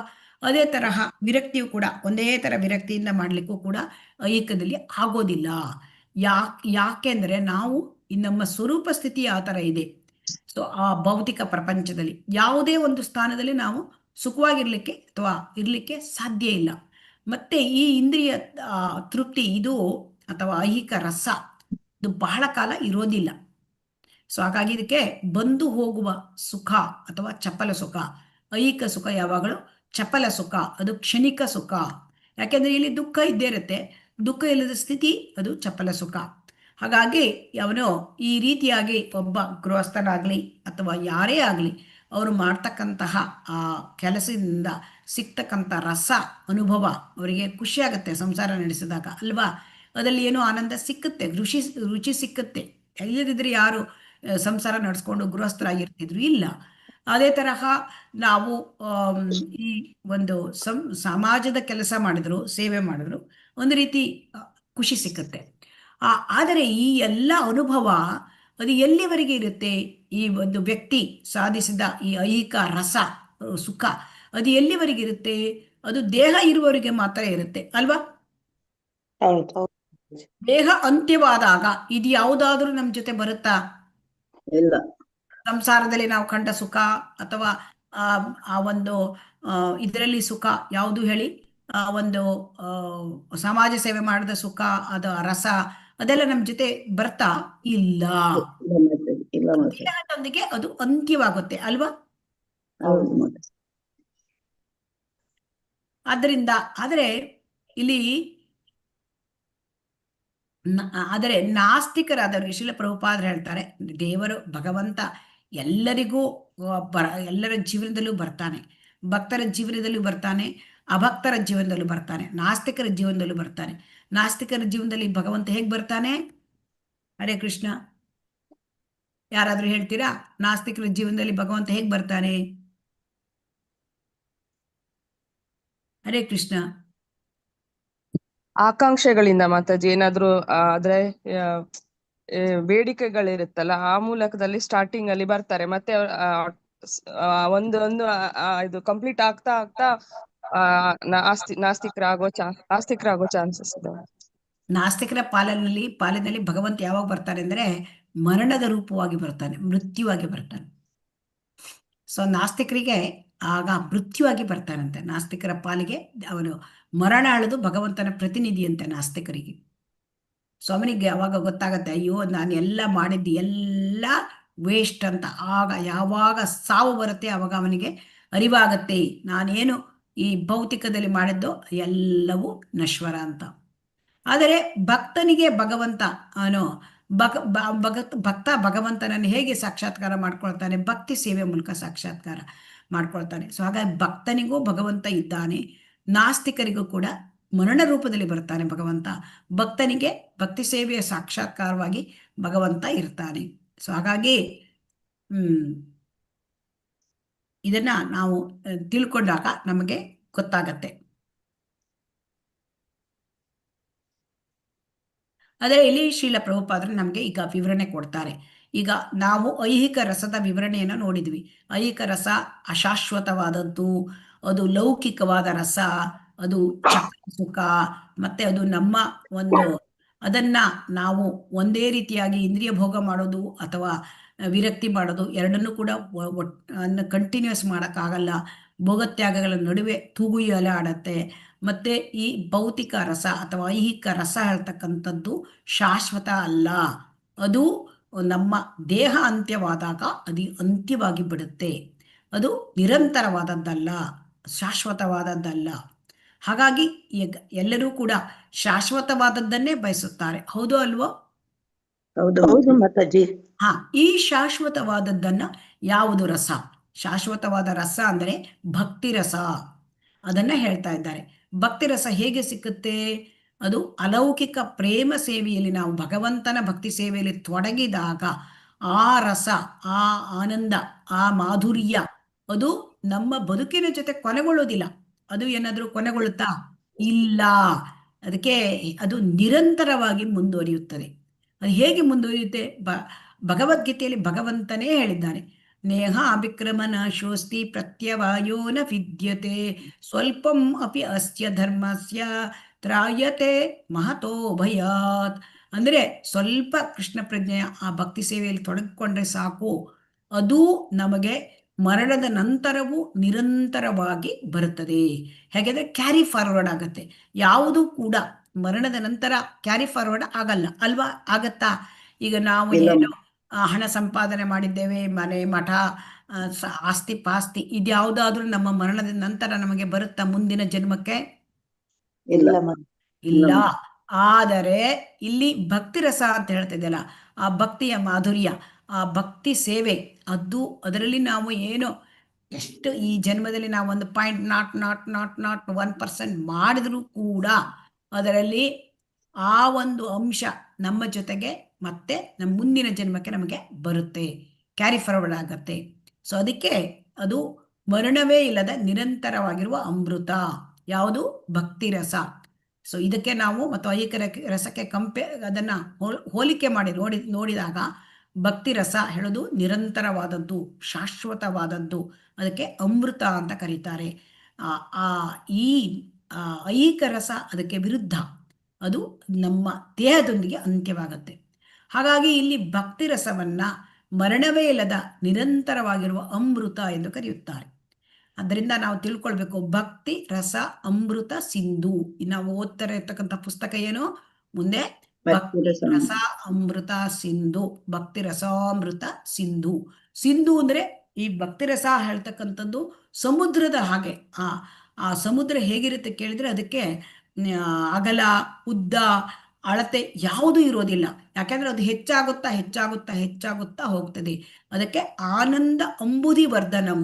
ಆ ಭಕ್ತಿ ರಸದ ಆನಂದ ಹೇಗಿರುತ್ತೆ ಅಂದ್ರೆ ಅಂಬುದಿ ವರ್ಧನಂ, ಹೆಚ್ಚಾಗ್ತಾ ಸಮುದ್ರದ ತರ ಅದು ಹೆಚ್ಚಾಗ್ತಾ ಹೆಚ್ಚಾಗ್ತಾ ಹೆಚ್ಚಾಗ್ತಾ ಬರ್ತದೆ. ಅದಕ್ಕೆ ಭಕ್ತಿ ರಸಾಮೃತ ಸಿಂಧು ಅಂತ ಈ ಕೃತಿಗೆ ಹೆಸರು. ಭಕ್ತಿ ರಸದ ಆಸ್ವಾದನೆಯಲ್ಲಿ ಸ್ವಲ್ಪ ಪ್ರಗತಿಯು ಕೂಡ ಮನುಷ್ಯನನ್ನು ಗಡುತರ ಅಪಾಯದಿಂದ ಪಾರು ಮಾಡುತ್ತದೆ ಎಂದು ಭಗವದ್ಗೀತೆ ಹೇಳಿದೆ. ಸ್ವಲ್ಪಂ ಅಪಿ ಅಸ್ಯ ಧರ್ಮಸ್ಯ ತ್ರಾಯತೆ ಮಹತೋ ಭಯಾತ್ ಅಂತ ಹೇಳಿದ್ದಾರೆ. ಭಗವದ್ಗೀತೆ 2ನೇ ಅಧ್ಯಾಯದಲ್ಲಿ ಹೇಳಿದ್ದಾರೆ, ನೇಹ ವಿಕ್ರಮನಾಶೋಸ್ತಿ ಪ್ರತ್ಯವಾಯೋ ನ ವಿದ್ಯತೆ ಸ್ವಲ್ಪಂ ಅಪಿ ಅಸ್ಯ ಧರ್ಮಸ್ಯ ತ್ರಾಯತೆ ಮಹತೋ ಭಯಾತ್. ಸ್ವಲ್ಪ ಶ್ರೀಲ ಪ್ರಭುಪಾದರು ಹೇಳ್ತಾ ಇದ್ರು, ನೀವು ಭಕ್ತಿಗೆ ಬಂದಿದ್ದೀರಿ. ಹೌದು, ಭಕ್ತಿಗೆ ಬಂದಿದ್ದೀರಿ. ನೀವು ಕೂಡ ಈಗ ಕಳೆದ 4 ತಿಂಗಳಿಂದ ಬಂದಿದ್ದೀರಿ ಅಲ್ವಾ? ಹರೇ ಕೃಷ್ಣ. ಆ ಭಕ್ತಿಗೆ ಬಂದಿರೋದ್ರಿಂದ ಏನು ನಮಗೆ ಆಗ ಆ ಒಂದು ಇದು ಮುಖ್ಯವಾದ ಅಂಶ ಅಂದರೆ ನಮ್ಮನ್ನು ಗಡುತರ ಅಪಾಯದಿಂದ, ಗಡುತರ ಅಂದ್ರೆ ಮಹಾ ಅಪಾಯ, ಭಯಂಕರವಾದ ಅಪಾಯ. ಅದು ಯಾವ ಅಪಾಯ ಅಂತ ಕೇಳಿದ್ರು ಶ್ರೀಲ ಪ್ರಭುಪಾದರ ಶಿಷ್ಯರು. ಏನ್ ಹೇಳ್ತಾರೆ ಶ್ರೀಲ ಪ್ರಭುಪಾದರು ಅಂದರೆ, ನೀವು ಪ್ರಾಣಿಗಳಾಗುವುದರಿಂದ ತಪ್ಪಿಸಿಕೊಳ್ಳಬಹುದು. ಪ್ರಾಣಿಗಳಾಗುವುದಿಲ್ಲ. ಮುಂದಿನ ಆಗೋದು ಅಂದ್ರೆ ತುಂಬಾ ಕಷ್ಟದ ಜೀವನ, ಪ್ರಾಣಿಗಳ ಜೀವನ. ಸೊ ಹಾಗಾಗಿ ಪ್ರಾಣಿಗಳ ಜೀವನದಲ್ಲಿ ನಮ್ಗೆ ಏನಾರ ಭಗವದ್ಗೀತೆ ಭಾಗವತೆ ಮಾಡ್ಲಿಕ್ಕಾಗತ್ತಾ? ಇಲ್ಲ. ಪ್ರಾಣಿ ಜೀವನದಲ್ಲಿ ನಮ್ಗೆ ಆ ಕಷ್ಟಗಳನ್ನ ನಾವು ನೋಡಿ ಎದುರಿಸ್ಕೋತಾ ಇರ್ತದೆ ಪ್ರಾಣಿಗಳು ಅಲ್ವಾ? ಆಹಾರಕ್ಕಾಗಿ ಎಷ್ಟು ಕಷ್ಟಪಡುತ್ತೆ ಅಲ್ವಾ? ಅಂದ್ರೆ ಮನುಷ್ಯನ ಜೀವನ ಅಂತಂದ್ರೆ ತುಂಬಾ ಮುಖ್ಯವಾದದ್ದು. ಸೊ ಹಾಗಾಗಿ ಮನುಷ್ಯ ಜೀವನದಲ್ಲಿ ಸ್ವಲ್ಪನೇ ನಾವು ಕೃಷ್ಣ ಪ್ರಜ್ಞೆಗೆ ಬಂದರೂ ಕೂಡ ಅದು ನಮ್ಮನ್ನು ಮತ್ತೆ ಆ ಆ ಪ್ರಾಣಿ ಜೀವನ ಬರೆದದಾಗಿ ಭಗವಂತ ಕೊಡ್ತಾನೆ. ಅವನು ಭಗವದ್ಗೀತೆಯಲ್ಲಿ ಹೇಳಿದ್ದಾರೆ, ಅಂದರೆ ಶುಚೀನಾಂ ಶ್ರೀಮತಾಂ ದೇಹೇ ಅಂತ ಹೇಳಿದ್ದಾನೆ. ಅಂದರೆ ಮುಂದೆ ನಮಗೆ ಪ್ರಶ್ನ ಪ್ರಜ್ಞೆಯಲ್ಲಿ ಮುಂದುವರೆದುಕೊಂಡು ಮುಂದಿನ ಜನ್ಮದಲ್ಲಿ ಮುಂದುವರ್ಕೊಂಡು ಹೋಗ್ಲಿಕ್ಕಾಗಿ ಭಗವಂತ ನಮಗೆ ಅಂದರೆ ಬ್ರಾಹ್ಮಣ ಕುಟುಂಬದಲ್ಲಿ ಅಥವಾ ಶ್ರೀಮಂತ ವರ್ತಕರ ಕುಟುಂಬದಲ್ಲಿ ಜನ್ಮ ಕೊಡ್ತಾನೆ. ಸೊ ಇದನ್ನ ನಾವು ತಿಳ್ಕೊಳ್ಬೇಕು. ಈ ಒಂದು ಜನ್ಮದಲ್ಲಿ ನಮಗೆ ಕೃಷ್ಣ ಪ್ರಜ್ಞೆಯನ್ನು 100ಕ್ಕೆ 100ರಷ್ಟು ಮಾಡಿದರೆ ನಾವು ಮತ್ತೆ ಹಿಂದೆ ಭಗವಂತ ಲೋಕಕ್ಕೆ ಹೋಗ್ಬೋದು. ಆದರೆ ಆಗಲಿಲ್ಲ, ನಮಗೆ ಸ್ವಲ್ಪನೇ ಆಯಿತು, ನಾವು ಲೇಟಾಗಿ ಬಂದಿದ್ದೇವೆ, ಹೀಗಂತ ನಮಗೆ ಭಾವನೆ ಇದ್ದರೆ ಅದು ಕೂಡ ತೊಂದರೆ ಇಲ್ಲ, ಅದು ನಮಗೆ ಕ್ಯಾರಿ ಫಾರ್ವರ್ಡ್ ಆಗುತ್ತೆ ಅಲ್ವಾ. ಹರೇ ಕೃಷ್ಣ. ಹೌದು ಶ್ರೀಲ ಪ್ರಭುಪಾದರ ಗುರುಗಳು ಹೇಳ್ತಾರೆ, ಅವರ ಗುರುಗಳು ಅಂದರೆ ಶ್ರೀಲ ಭಕ್ತಿ ಸಿದ್ಧಾಂತ ಸರಸ್ವತಿ ಗೋಸ್ವಾಮಿ ಮಹಾರಾಜ್ ಅವರೇನು ಹೇಳ್ತಾರೆ, ಇಷ್ಟೆಲ್ಲ ಯಾಕೆ ಮುಂದಿನ ಜನ್ಮ 11 ಜನ್ಮ 1000 ಜನ್ಮ ಯಾಕೆ ಎತ್ತಿ ಎತ್ತಿ ಮತ್ತೆ ಮಾಡಬೇಕು, ಈ ಜನ್ಮದಲ್ಲೇ ಭಕ್ತಿ ಸೇವೆಯನ್ನು ಕಂಪ್ಲೀಟ್ ಮಾಡಿ ಅಂತ ಅವರು ಹೇಳ್ತಾರೆ. ಸೊ ಆದ್ದರಿಂದ ನಾವು ನಮಗೆ ಸಿಕ್ಕಿದ ಸಮಯವನ್ನ ಭಗವಂತನ ಸೇವೆಯಲ್ಲಿ ತೊಡಗಿಸಿಕೊಳ್ಬೇಕು. ಸೊ ಅದೇ ನೋಡಿ, ಈಗ ಕುಟುಂಬ ಸೇವೆ ಅಥವಾ ಪರೋಪಕಾರ, ಕುಟುಂಬ ಸೇವೆಯಿಂದ ಇನ್ನು ಮುಂದೆ ಕುಟುಂಬ ಅಂದರೆ ನಾನು ನನ್ನದು, ಆದರೆ ಅದಕ್ಕಿಂತ ಮುಂದಿನದು ಪರೋಪಕಾರ, ದಾನ ಬುದ್ಧಿ, ಆಮೇಲೆ ಅದಕ್ಕಿಂತ ಮುಂದೆ ರಾಷ್ಟ್ರೀಯತೆ, ಸಾಮಾಜಿಕತೆ, ಇದೆಲ್ಲ ರಸಗಳು ಮುಂದಿನ ಜೀವನ ನಮಗೆ ಮನುಷ್ಯ ಜನ್ಮ ಆಗತ್ತೆ ಅಂತ ಭರವಸೆ ಕೊಡೋದಿಲ್ಲ. ಕೊಡ್ತದ್ಯಾ? ಕೊಡಲ್ಲ ಮಾತಾಜಿ. ಆದರೆ ಇಲ್ಲಿ ನಮಗೆ ಭಗವಂತನೇ ಹೇಳಿದ್ದಾನೆ ಏನಂತ, ಇದು ನಾಶವಾಗೋದಿಲ್ಲ, ಯಾವುದು? ಕೃಷ್ಣ ಪ್ರಜ್ಞೆ ಭಕ್ತಿ ಸೇವೆ. ಸೊ ಹಾಗಾಗಿ ಅಂದರೆ ನಮಗೆ ನಮ್ಮ ಈ ಜನ್ಮ ನಾವು ಏನು ಮಾಡಿದ್ದೇವೆ ಮಾನವ ಜನ್ಮಕ್ಕೆ ಬಂದು, ಅದರ ಚಟುವಟಿಕೆ ಮೂಲಕ ನಾವು ಮುಂದಿನ ಜನ್ಮದ ಸಿದ್ಧತೆ ಮಾಡ್ಕೊಳ್ತಾ ಇದ್ದೇವೆ. ಸೊ ಹಾಗಾಗಿ ನಮಗೊಂದು ಅವಕಾಶ ಉಂಟು ಮುಂದಿನ ಜನ್ಮದ ಸಿದ್ಧತೆ ಮಾಡ್ಕೊಳ್ಳಿಕ್ಕೆ. Life is A preparation, death is N examination.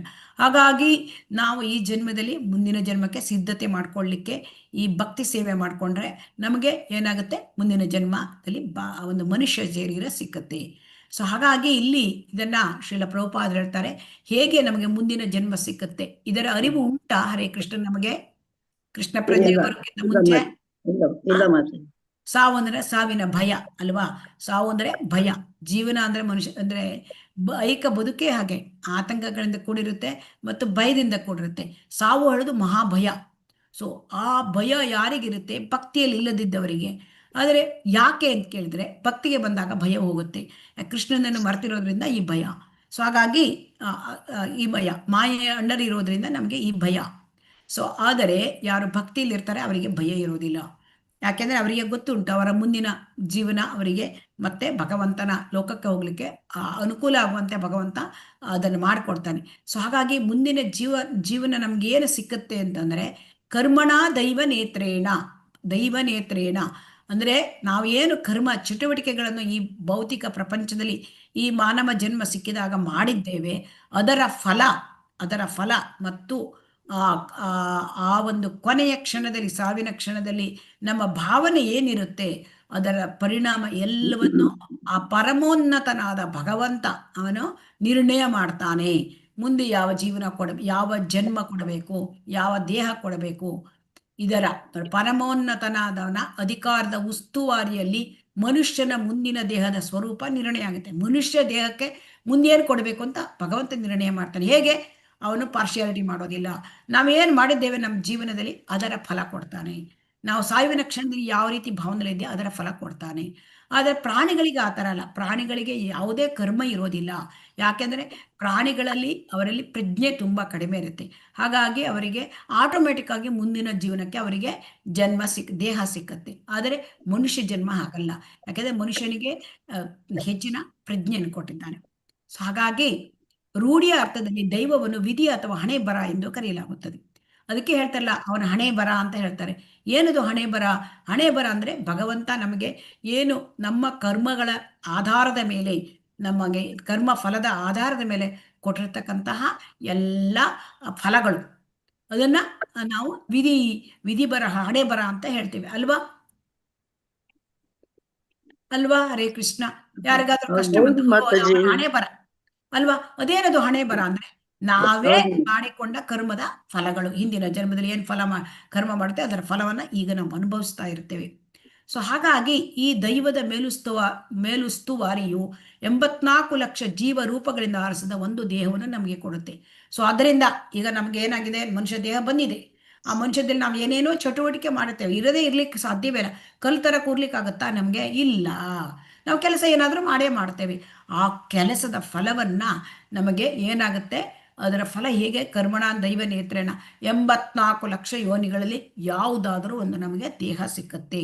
So ಹಾಗಾಗಿ ಈಗ ಈ ದೈವದ ಈ ಆಯ್ಕೆಯು ನಮ್ಮ ಇಷ್ಟ ಅನಿಷ್ಟಗಳನ್ನು ಅವಲಂಬಿಸಿರೋದಿಲ್ಲ. ಅಯ್ಯೋ ನನಗೆ ನಾಯಿ ದೇಹ ಬೇಡ, ನನಗೆ ಹಂದಿ ದೇಹ ಬೇಡ ಅಂದರೆ ಅದು ನಮ್ಮನ್ನು ಕೇಳೋದಿಲ್ಲ, ತಗೊಂಡೋಗಿ ಹಾಕಿ ಬಿಡ್ತಾರೆ. ಯಾಕೆ? ಅದು ನಮ್ಮ ಇಷ್ಟ ಅನಿಷ್ಟಗಳ ಮೇಲೆ ಅದು ಅವಲಂಬನೆ ಆಗೋದಿಲ್ಲ.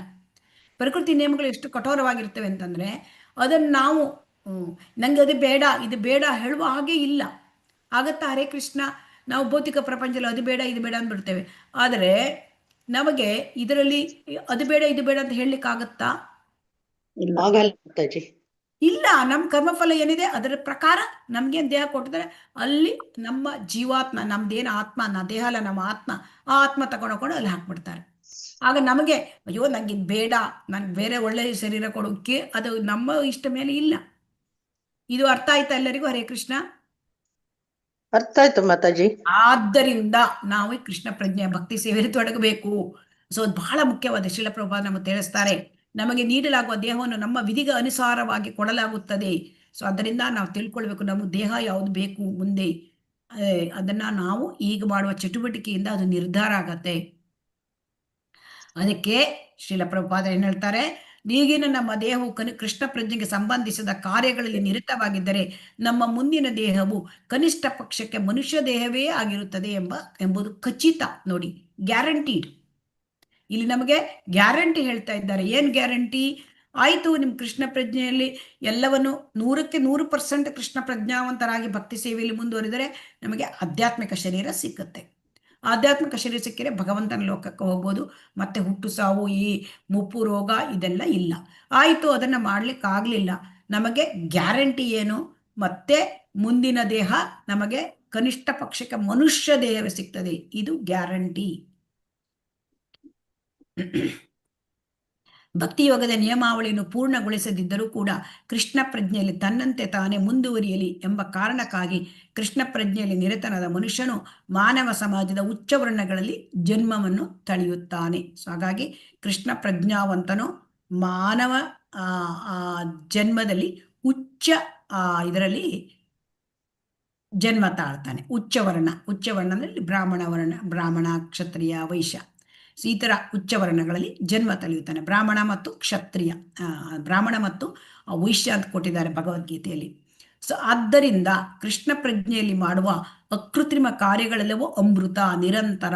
ಸೊ ಅದರಿಂದ ಕೃಷ್ಣ ಪ್ರಜ್ಞೆಯಲ್ಲಿ ಈಗ ಶ್ರವಣ, ಕೀರ್ತನ, ಸ್ಮರಣ, ಆಮೇಲೆ ಅರ್ಚನ, ಪಾದಸೇವನ, ಅರ್ಚನ, ವಂದನ, ದಾಸ್ಯ, ಸಖ್ಯ, ಆತ್ಮನಿವೇದನ 9 ರೀತಿಯ ಭಕ್ತಿ ಸೇವೆಗಳಿವೆ. ಅದರಲ್ಲಿ ಎಲ್ಲವೂ ಕೂಡ ಕೃತ್ರಿಮ ಅಲ್ಲ. ಅದು ಮನುಷ್ಯನಿಗೆ ಪ್ರತಿಯೊಂದು ಜೀವಿಗೂ ಇರ್ತಕ್ಕಂಥದ್ದು. ಅದನ್ನು ನಾವು ಮಾಡಿದರೆ ಅದು ನಿರಂತರ, ಅದು ಅಮೃತ. ಸೊ ಭಕ್ತಿ ರಸಾಮೃತ ಸಿಂಧುವಿನಲ್ಲಿ ಅಡಕವಾಗಿರುವ ವಿಷಯವಾದರೂ ಇದೇ ಇದೆ. ಭಕ್ತಿ ರಸಾಮೃತ ಸಿಂಧುವಲ್ಲಿ ಏನು ಹೇಳ್ತಾರೆ? ಇದನ್ನೇ ನಮಗೆ ತಿಳಿಸಿಕೊಡ್ತಾ ಇದ್ದಾರೆ. ಸೊ ಅದರಿಂದ ಭಕ್ತಿ ಸೇವೆಯನ್ನು ಮಾಡಿದರೆ ಅದು ಶಾಶ್ವತವಾದದ್ದು, ನಿರಂತರವಾದದ್ದು. ಹಾಗಾಗಿ ಈ ಭಕ್ತಿರಸದ ಈ ಶಾಶ್ವತವಾದ ಪ್ರವೃತ್ತಿ, ಭಕ್ತಿರಸ ಹೇಳೋದು ಶಾಶ್ವತವಾದದ್ದು. ಅದನ್ನ ಒಬ್ಬ ಗಂಭೀರ ವಿದ್ಯಾರ್ಥಿ ಭಕ್ತಿರಸಾಮೃತ ಸಿಂಧುವನ್ನು ಅಭ್ಯಾಸ ಮಾಡೋದ್ರ ಮೂಲಕ ಅರ್ಥ ಮಾಡ್ಕೊಳ್ಬೋದು. ಸೊ ಡೀಟೇಲ್ ಆಗಿ ನಾವು ಅಭ್ಯಾಸ ಮಾಡೋದ್ರಿಂದ ನಮಗೆ ಅದು ತಿಳುವಳಿಕೆ ಅರ್ಥ ಆಗತ್ತೆ. ಈ ಭಕ್ತಿರಸ, ಈ ಕೃಷ್ಣ ಪ್ರಜ್ಞೆ ಭಕ್ತಿ ಸೇವೆ, ಇದರಿಂದ ಸಿಗ್ತಕ್ಕಂಥ ರಸ ಅದು ಶಾಶ್ವತವಾದದ್ದು. ಈ ಭಕ್ತಿರಸ ಅಥವಾ ಕೃಷ್ಣ ಪ್ರಜ್ಞೆಯನ್ನು ನಾವು ಸ್ವೀಕಾರ ಮಾಡಿದರೆ ತಕ್ಷಣವೇ ಉಮ್ಮಳರಹಿತವಾದ, ಅಂದರೆ ನಮಗೆ ಈಗ ಅಂದರೆ ಕೃಷ್ಣ ಪ್ರಜ್ಞೆ ಭಕ್ತಿ ಸೇವೆಯಲ್ಲಿ ನಾವು ತೊಡಗಿಕೊಂಡರೆ ಉಮ್ಮಳರಹಿತ, ಅಂದರೆ ಅದು ಕ್ಲೇಶಾಗ್ನಿ ಅಂತ ಹೇಳ್ತಾರೆ. ಈ ಕ್ಲೇಶ ಅಂದರೆ ಕಷ್ಟಗಳು ಅದು ಕಡಿಮೆ ಆಗುತ್ತೆ. ಅಂತಂದರೆ ಹೇಗೆ ಅಂದರೆ ಕಷ್ಟಗಳು ಬರುತ್ತೆ, ಆದರೆ ಅದನ್ನು ಎದುರಿಸುವ ಶಕ್ತಿ, ಅದನ್ನು ಹೇಗೆ ನಾವು ಎದುರಿಸ್ತೇವೆ ಅದು ಕಂಪ್ಲೀಟ್ ಬದಲಾಗುತ್ತೆ. ಮತ್ತು ಬಹುಮಂಗಳದಾಯಕ ಜೀವನ ಅಂದರೆ ಆಲ್ ಆಸ್ಪಿಷಿಯಸ್ ಕೃಷ್ಣ ಪ್ರಜ್ಞೆ. ಸೊ ಅದು ತುಂಬ ಆಸ್ಪೀಷಿಯಸ್, ಅಂದರೆ ಮಂಗಳದಾಯಕ ಆ ಜೀವನವನ್ನು ನಮಗೆ ಕೊಡುತ್ತೆ.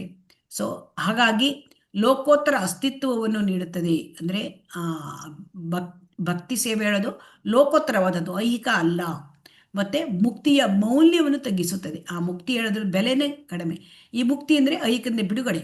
ಆದರೆ ಇಲ್ಲಿ ಐಹಿಕದ ಬಿಡುಗಡೆ ಒಂದೇ ಅಲ್ಲ, ಭಗವಂತನ ಸೇವೆಯಲ್ಲಿ ಆಕರ್ಷಣೆ. ಸೊ ಇದು ಬಹಳ ಮುಖ್ಯವಾದದ್ದು. ಯಾಕೆಂದರೆ ಈ ಭಕ್ತಿರಸ ಹೇಳಿದ್ದು ಕೃಷ್ಣನ ಗಮನವನ್ನು ಸೆಳೆಯುತ್ತದೆ. ಯಾರು ಭಕ್ತಿಗೆ ಬಂದಿದ್ದಾರೆ ಅವನು ಕೃಷ್ಣನಿಂದ ಆಕರ್ಷಿತನಾಗ್ತಾನೆ, ಕೃಷ್ಣನು ಅವನಿಂದ ಆಕರ್ಷಿತನಾಗ್ತಾನೆ. ಕೃಷ್ಣನ ಗಮನ ಈಗ ನೋಡಿ ಹೇಗೆ ಗಮನ ಅಂತಂದರೆ, ಈಗ ನಮಗೆ ಈಗ ಹೇಗೆ ತಿಳ್ಕೊಳ್ಳೋದು ಅಂತಂದರೆ, ಈಗ ನಾವು ಪ್ರೈಮ್ ಮಿನಿಸ್ಟರ್ನ ಮೀಟ್ ಮಾಡಬೇಕು, ಆಗತ್ತಾ? ಆಗಲ್ಲ ಮಾತಾಜಿ. ಆಗಲ್ಲ. ಅದೇ ನಾವು ಯಾವುದೋ ಒಂದು ಸ್ಪೋರ್ಟ್ಸ್ ಅಲ್ಲಿ ಅಥವಾ ಯಾವುದೇ ಒಂದು ರಂಗದಲ್ಲಿ ತುಂಬ ಒಳ್ಳೆಯ ಒಂದು ಸಾಧನೆ ಮಾಡಿದಾಗ ಅದರಿಂದ ಏನೋ ಒಂದು ಅಂತಾರಾಷ್ಟ್ರೀಯ ಮಟ್ಟದಲ್ಲಿ ಅಥವಾ ರಾಷ್ಟ್ರೀಯ ಮಟ್ಟದಲ್ಲಿ ನಮ್ಮದು ರೆಕಗ್ನಿಷನ್ ಆದಾಗ ನಮಗೆ ಪರ್ಸನಲ್ ಒಂದು ಮೀಟಿಂಗಿಗೆ ಪ್ರೈಮ್ ಮಿನಿಸ್ಟರ್ ಕರೀತಾರೆ ಅಲ್ವಾ, ಅವರ ಗಮನ ಸೆಳೆಯುತ್ತೆ ಅಲ್ವಾ. ಅದೇ ರೀತಿ ಭಕ್ತಿಯಲ್ಲಿ ಕೂಡ ಯಾರು ಬರ್ತಾರೆ ಅವಾಗ ಅವರು ಭಗವಂತನ ಗಮನವನ್ನು ಸೆಳೀತದೆ. ಯಾರು ಭಕ್ತಿ ಮಾಡ್ತಾ ಇದ್ದಾರೆ ಭಗವಂತ ಸಚೇತನಾಗ್ತಾನೆ. ಯಾಕೆಂದ್ರೆ ಭಗವಂತ ಎಲ್ಲರ ಹೃದಯದಲ್ಲಿ ಆ ಪರಮಾತ್ಮನಾಗಿರ್ತಾನೆ, ಸಚೇತನಾಗ್ತಾನೆ. ತಕ್ಷಣ ಭಗವಂತ ನಮಗೆ ಭಕ್ತಿ ಸೇವೆ ಮುಂದುವರಲಿಕ್ಕೆ ಅವಕಾಶ ಹೆಚ್ಚು ಕೊಡ್ತಾ ಬರ್ತಾರೆ. ಆದರೆ ಇಲ್ಲಿ ಏನಾಗಿರುತ್ತೆ, ಆರಂಭಿಕ ಭಕ್ತರು ಇನ್ನೇನು ಭಕ್ತಿಗೆ ಅಷ್ಟೇ ಬಂದಿದ್ದಾರೆ, ಅವರಿಗೆ ಏನಾಗುತ್ತೆ, ಭಗವಂತನ ನೋಡಬೇಕು. ಎಲ್ಲಿ ಕೆಲವರು ಏನು ಹೇಳ್ತಾರೆ, ಹೌದಾ ನೀವು ಭಕ್ತಿಯಲ್ಲಿದ್ದೀರಾ, ನಮಗೆ ಭಗವಂತನ ತೋರಿಸಿ ಅಂತ ಹೇಳ್ತಾರೆ ಅಲ್ವಾ. ಭಗವಂತನ ತೋರಿಸ್ಲಿಕ್ಕೆ, ಭಗವಂತನ ನೋಡ್ಲಿಕ್ಕೆ ಅವರಿಗೆ ಏನಾದರೂ ಅರ್ಹತೆ ಉಂಟಾ, ಅದನ್ನ ನೋಡುವುದಿಲ್ಲ ಅವರು. ಹಾಗಾಗಿ ಇಲ್ಲಿ ನಾವು ತಿಳ್ಕೊಳ್ಬೇಕು, ನಮ್ಮ ಈ ಒಂದು ಮೊಂಡು ಐಹಿಕ ಇಂದ್ರಿಯಗಳಿಂದ ಭಗವಂತನನ್ನು ಕಾಣುವುದು, ತಿಳಿದುಕೊಳ್ಳುವುದು ಸಾಧ್ಯ ಇಲ್ಲ. ಮೊಂಡು ಇಂದ್ರಿಯ ಅಂದ್ರೆ ಏನು ಅಂದ್ರೆ ಈ ಭೌತಿಕ ಇಂದ್ರಿಯಗಳು. ಅತ ಶ್ರೀಕೃಷ್ಣ ನಾಮಾದಿ ನ ಭವೇತ್ ಗ್ರಾಹ್ಯಮಿಂದ್ರಿಯೈಃ ಸೇವೋನ್ಮುಖೈಃ ಜಿಹ್ವಾದೌ ಸ್ವಯಮೇವ ಸ್ಫುರತಿ ಆದ್ಯ. ನಮ್ಮ ಈ ಭೌತಿಕ ಇಂದ್ರಿಯಗಳಿಂದ ಭಗವಂತನನ್ನು ನೋಡ್ಲಿಕ್ಕೆ ಸಾಧ್ಯ ಇಲ್ಲ, ಭೌತಿಕ ಕಣ್ಣಿನಿಂದ ಭಗವಂತನ ನೋಡ್ಲಿಕ್ಕೆ ಸಾಧ್ಯ ಇಲ್ಲ. ಯಾಕೆ ಅಂದ್ರೆ ಭಗವಂತ 3 ಗುಣಗಳಿಗೆ ಮೀರಿದವನು, ನಾವು 3 ಗುಣಗಳ ಒಳಗೆ ಇದ್ದೇವೆ. ಭಗವಂತ ಶುದ್ಧ ಸತ್ವದಲ್ಲಿದ್ದಾನೆ. ಹಾಗಾಗಿ ಅವನು ತಿಳ್ಕೊಳ್ಳೋಕೆ ನಮಗೆ ಸಾಧ್ಯ ಆಗುದಿಲ್ಲ. ಹಾಗಾದ್ರೆ ಯಾವಾಗ ಸಾಧ್ಯ? ನಾವು ಸೇವೆಯ ಮೂಲಕ, ಭಕ್ತಿ ಸೇವೆಯ ಮೂಲಕ. ಸೇವೋನ್ಮುಖೈಃ ಜಿಹ್ವಾದೌ ಸ್ವಯಮೇವ ಸ್ಫುರತಿ ಅಧಃ. ಅಂದರೆ ಭಕ್ತಿ ಸೇವೆಯ ಮೂಲಕ. ಅದು ಹೇಗೆ ಪ್ರಾರಂಭ ಆಗುತ್ತೆ? ಅದು ನಾಲಿಗೆಯಿಂದ ಪ್ರಾರಂಭ ಆಗುತ್ತೆ. ಹೇಗೆ? ಹರೇ ಕೃಷ್ಣ ಮಹಾಮಂತ್ರವನ್ನು ಜಪ ಮಾಡೋದು, ಕೀರ್ತನೆ ಮಾಡೋದು, ಮತ್ತೆ ನಾವು ಪ್ರಸಾದವನ್ನು ಸೇವನೆ ಮಾಡೋದು, ಅದರಿಂದ ಶುರುವಾಗುತ್ತದೆ ಈ ಒಂದು ಭಕ್ತಿ ಸೇವಾ ಕಾರ್ಯಗಳು, ಚಟುವಟಿಕೆಗಳು. ಆಗ ಭಗವಂತ ತನ್ನಿಂದ ತಾನೇ ನಮಗೆ ತೋರಿಸಿಕೊಳ್ತಾನೆ. ಹಾಗಾಗಿ ಈ ಭಕ್ತಿ ರಸಾಮೃತ ಸಿಂಧು ಈ ಒಂದು ಕೃತಿಯಲ್ಲಿ ಏನು ಹೇಳಿದ್ದಾರೆ, ಆ ಕೃತಿಯಲ್ಲಿ ಇರ್ತಕ್ಕಂಥ ಭಕ್ತಿ ಸೇವಾ ಪ್ರಕ್ರಿಯೆ ಇದು ನಮ್ಮನ್ನು ಏನು ಮಾಡುತ್ತೆ ಅಂದರೆ, ಈಗ ನಾವು ನಾವೀಗ ಐಹಿಕ ಬದುಕಿನಲ್ಲಿ ಇದ್ದೇವೆ ಅಲ್ವಾ, ಪ್ರಾಪಂಚಿಕ ಬದುಕಿನಲ್ಲಿ ನಾವಿದ್ದೇವೆ, ಹೌದೋ ಅಲ್ವೋ? ಹೌದು ಮಾತಾಜಿ. ಈ ಪ್ರಾಪಂಚಿಕ ಬದುಕಿನಲ್ಲಿ ಇದ್ದ ನಮ್ಮನ್ನು ನಿಧಾನವಾಗಿ ನಮ್ಮನ್ನು ಆಧ್ಯಾತ್ಮಿಕಕ್ಕೆ ಒಯ್ಯುತ್ತದೆ. ಏನ್ ಮಾಡ್ತದೆ ಅದು? ಆಧ್ಯಾತ್ಮಿಕ ಹೇಗೆ? ನಿಧಾನವಾಗಿ ಒಯ್ಯುತ್ತದೆ. ಸೊ ಇದಕ್ಕೆ ಹೇಗೆ ಅಂತ ಕೇಳಿದ್ರೆ, ನಾವು ಯಾವಾಗ ಈ ಭಕ್ತಿ ಸೇವೆಯಲ್ಲಿ ತೊಡಗಿದಾಗ ನಮ್ಮ ಹೃದಯ, ನಮ್ಮ ಮನಸ್ಸು, ಇಲ್ಲಿ ಕಲ್ಮಶ ಇರುತ್ತೆ, ಐಹಿಕ ಕಲ್ಮಶಗಳು ಅಂದರೆ ರಜೋಗುಣ, ತಮೋಗುಣ. ಮತ್ತೆ ಕಲ್ಮಶಗಳು ಅಂದರೆ ಕಾಮ, ಕ್ರೋಧ, ಮದ, ಮೋಹ, ಲೋಭ, ಮತ್ಸರ, ಅರಿಷಡ್ ವರ್ಗಗಳು. ಇದೆಲ್ಲ ನಿಧಾನವಾಗಿ ಎಷ್ಟೋ ಜನ್ಮಾಂತರದಿಂದ ಬಂದಿದ್ದು ಅದೆಲ್ಲ ಉಳ್ಕೊಂಡಿರುತ್ತೆ. ಅದರ ನಿಧಾನವಾಗಿ ಕೊಳೆಯೆಲ್ಲ ಹೋಗುತ್ತೆ. ಆಗ ನಮ್ಮ ಇಂದ್ರಿಯಗಳು ಶುದ್ಧವಾಗುತ್ತವೆ. ಈ ಶುದ್ಧಿಗೊಂಡ ಇಂದ್ರಿಯದಿಂದ ಭಗವಂತನ ಭಕ್ತಿ ಸೇವೆ ಮಾಡಿದಾಗ ಶುದ್ಧಿಗೊಂಡ ಇಂದ್ರಿಯದಿಂದ, ಇದನ್ನ ನೆನ್ಪಿಟ್ಕೊಳ್ಬೇಕು. ಈಗ ನಮ್ಮ ಇಂದ್ರಿಯಗಳು ಅಶುದ್ಧ. ಯಾಕೆ? ಅದರಲ್ಲಿ ರಜಗುಣ, ತಮೋಗುಣ ಈ ಎಲ್ಲ ಋಷಭಗಳು ಸೇರ್ಕೊಂಡ್ಬಿಟ್ಟಿದೆ. ಆದರೆ ಅದನ್ನು ನಾವು ಶುದ್ಧಿ ಮಾಡ್ಕೊಳ್ತಾ ಭಕ್ತಿ ಸೇವೆ ಮಾಡ್ತಾ ಶುದ್ಧಿಯಾಗತ್ತೆ. ಆಗ ವ್ಯಕ್ತಿ ಭಗವಂತನ ಭಕ್ತಿ ಸೇವೆಯಲ್ಲಿ ನೆಲೆಯಾಗ್ತಾನೆ, ಅಂದರೆ ಸ್ಥಿರವಾಗ್ತಾನೆ. ಮಾಡಬೇಕು ಅಂತೇಳಿ ಆ ಒಂದು ಇಚ್ಛೆ ಬಲವಾಗುತ್ತೆ. ಹಾಗಾಗಿ ಈ ಅಲೌಕಿಕವಾದ ಈ ಭಕ್ತಿರಸ ಅನ್ನೋದು ಲೌಕಿಕ ಅಲ್ಲ, ಪ್ರಾಪಂಚಿಕ ರಸ ಅಲ್ಲ, ಅದು ಅಲೌಕಿಕವಾದ ರಸ. ಅದು ಈ ಅಧ್ಯಾತ್ಮ ಪ್ರಪಂಚದಲ್ಲಿ ಸಿಗ್ತಕ್ಕಂಥ ರಸ. ಸೊ ಆ ಆಧ್ಯಾತ್ಮಿಕ ರಸವನ್ನ, ಅಲೌಕಿಕ ರಸವನ್ನ ನಾವು ಭಕ್ತಿ ಸೇವೆ ಹಂತದಲ್ಲಿ ಮಾಡ್ತಾ ಇರ್ತಕ್ಕಂಥ ರಸವನ್ನ ನಿರಂತರವಾಗಿ ಸವಿಬಹುದು. ಯಾವಾಗಲೂ ಅದನ್ನು ಆನಂದವನ್ನು ಅನುಭವಿಸಬಹುದು. ನಿರಂತರ ಶಾಶ್ವತ. ನಾವು ನೋಡಿದ್ದೇವೆ ಐಕ ಸುಖ ಇದು ಅಶಾಶ್ವತವಾದದ್ದು ಅಲ್ವಾ. ಐಕ ರಸ ದೇಹದೊಂದಿಗೆ ಮುಕ್ತಾಯವಾಗ್ಬಿಡುತ್ತೆ. ಆದರೆ ಈ ಅಲೌಕಿಕ ರಸ, ಭಕ್ತಿ ರಸ, ಅದು ನಿರಂತರ. ಅದಕ್ಕೆ ಅದನ್ನು ಅಮೃತ ಅಂತ ಹೇಳ್ತಾರೆ. ಅದಕ್ಕೆ ಕೊನೆಯಿಲ್ಲ, ಅದು ಯಾವಾಗಲೂ ಸವಿತಕ್ಕಂಥದ್ದು. ಈ ವ್ಯಕ್ತಿ ಈ ರೀತಿಯಾಗಿ ಭಕ್ತಿ ಸೇವೆಯಲ್ಲಿ ತೊಡಗಿದಾಗ ಎಲ್ಲ ಬಗೆಯ ರಸಗಳು ಅಥವಾ ಸುಖಾನುಭವಗಳು ಶಾಶ್ವತತೆಯನ್ನು ಪಡೆಯುತ್ತೆ. ಹಾಗಾಗಿ ನಾವು ಶಾಶ್ವತ ರಸವನ್ನು ಪಡ್ಕೊಳ್ಬೇಕು ಅಂದರೆ ಭಕ್ತಿ ಸೇವೆಯಲ್ಲಿ ಪಡ್ಕೋಬೇಕು. ಇಲ್ಲಿ ಶ್ರೀಲ ಪ್ರಭುಪಾದರು ಏನು ಹೇಳ್ತಾರೆ ಅಂದರೆ, ಪ್ರಾರಂಭದಲ್ಲಿ ಅಂದರೆ ಇಲ್ಲಿ ಪ್ರಾರಂಭ ಹೇಗೆ ನಾವು ಪ್ರಾರಂಭ ಮಾಡೋದು ಸಾಧನ ಭಕ್ತಿ. ಪ್ರಾರಂಭದಲ್ಲಿ ಆ ಸಾಧನ ಭಕ್ತಿಯಲ್ಲಿ ವೈದಿ ಸಾಧನ ಭಕ್ತಿ ಅಂದರೆ ಗುರುವಿನ ನೇತೃತ್ವದಲ್ಲಿ ಸದ್ಗುರುವಿನ ಆಶ್ರಯ ಪಡ್ಕೊಂಡು ಅವರ ಒಂದು ಮಾರ್ಗದರ್ಶನದಲ್ಲಿ ಭಕ್ತಿ ಸೇವೆ ಮಾಡೋದು. ಸೊ ಅದು ವೈದಿ ಸಾಧನ ಭಕ್ತಿ.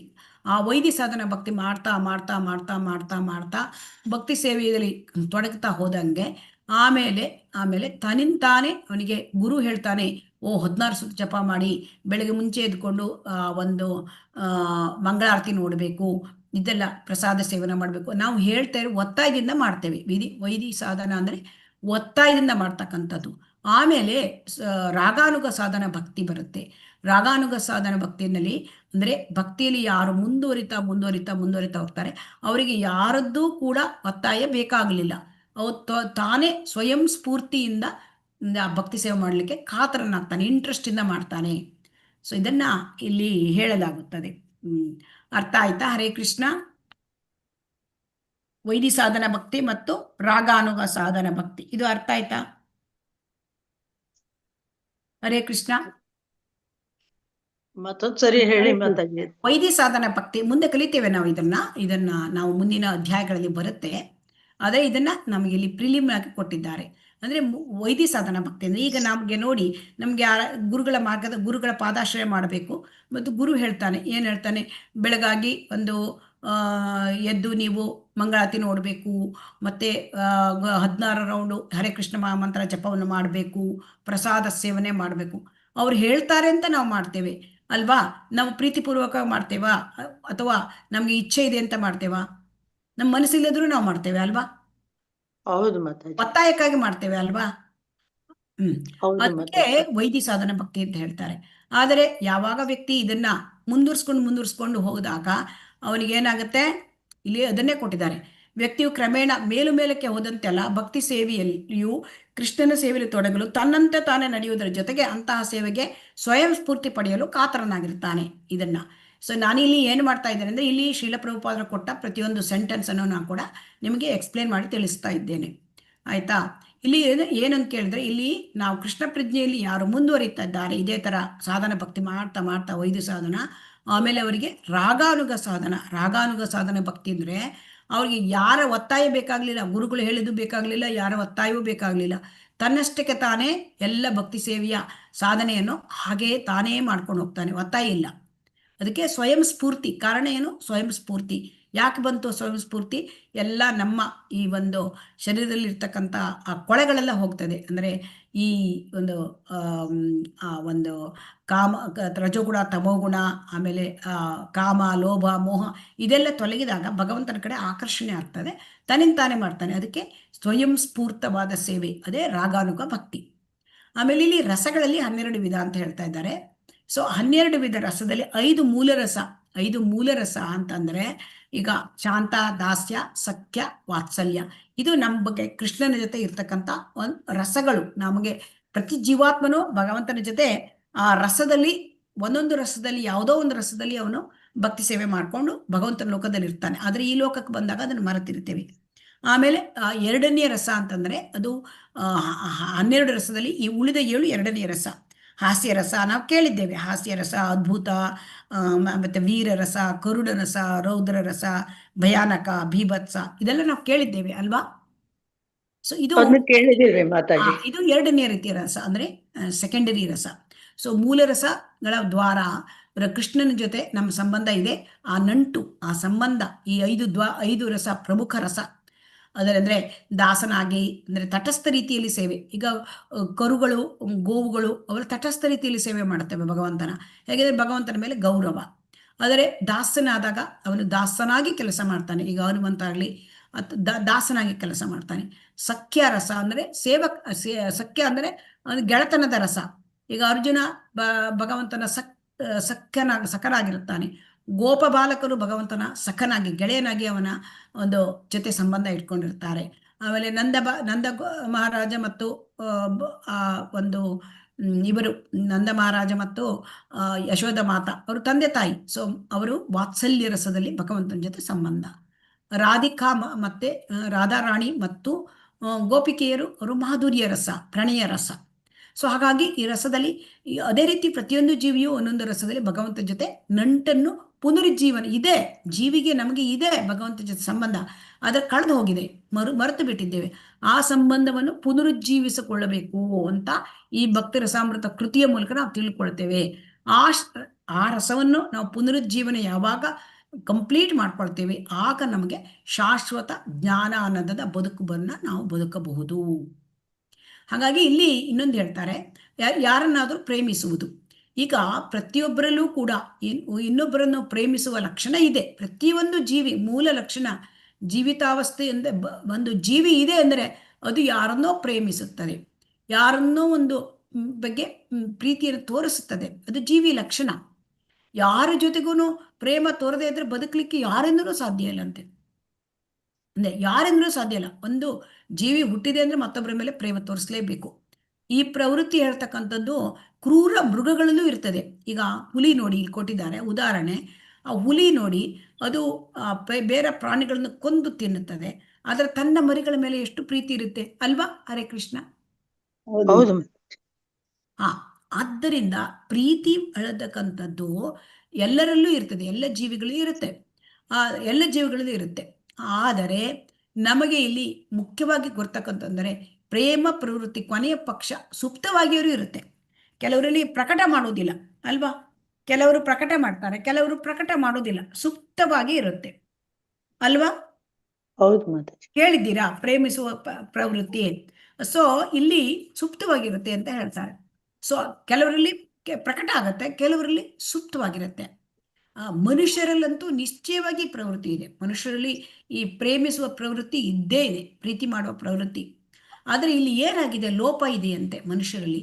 ಏನು ಲೋಪ ಅಂಶ ಅಂದರೆ, ನಮ್ಮಲ್ಲಿ ಪ್ರತಿಯೊಬ್ಬರು ಸಂತೋಷದಿಂದಿರಲು ನಾವು ಯಾರಲ್ಲಿ ಪ್ರೇಮ ತೋರಬೇಕು ಎಂಬುದೇ ಆ ಲೋಪ.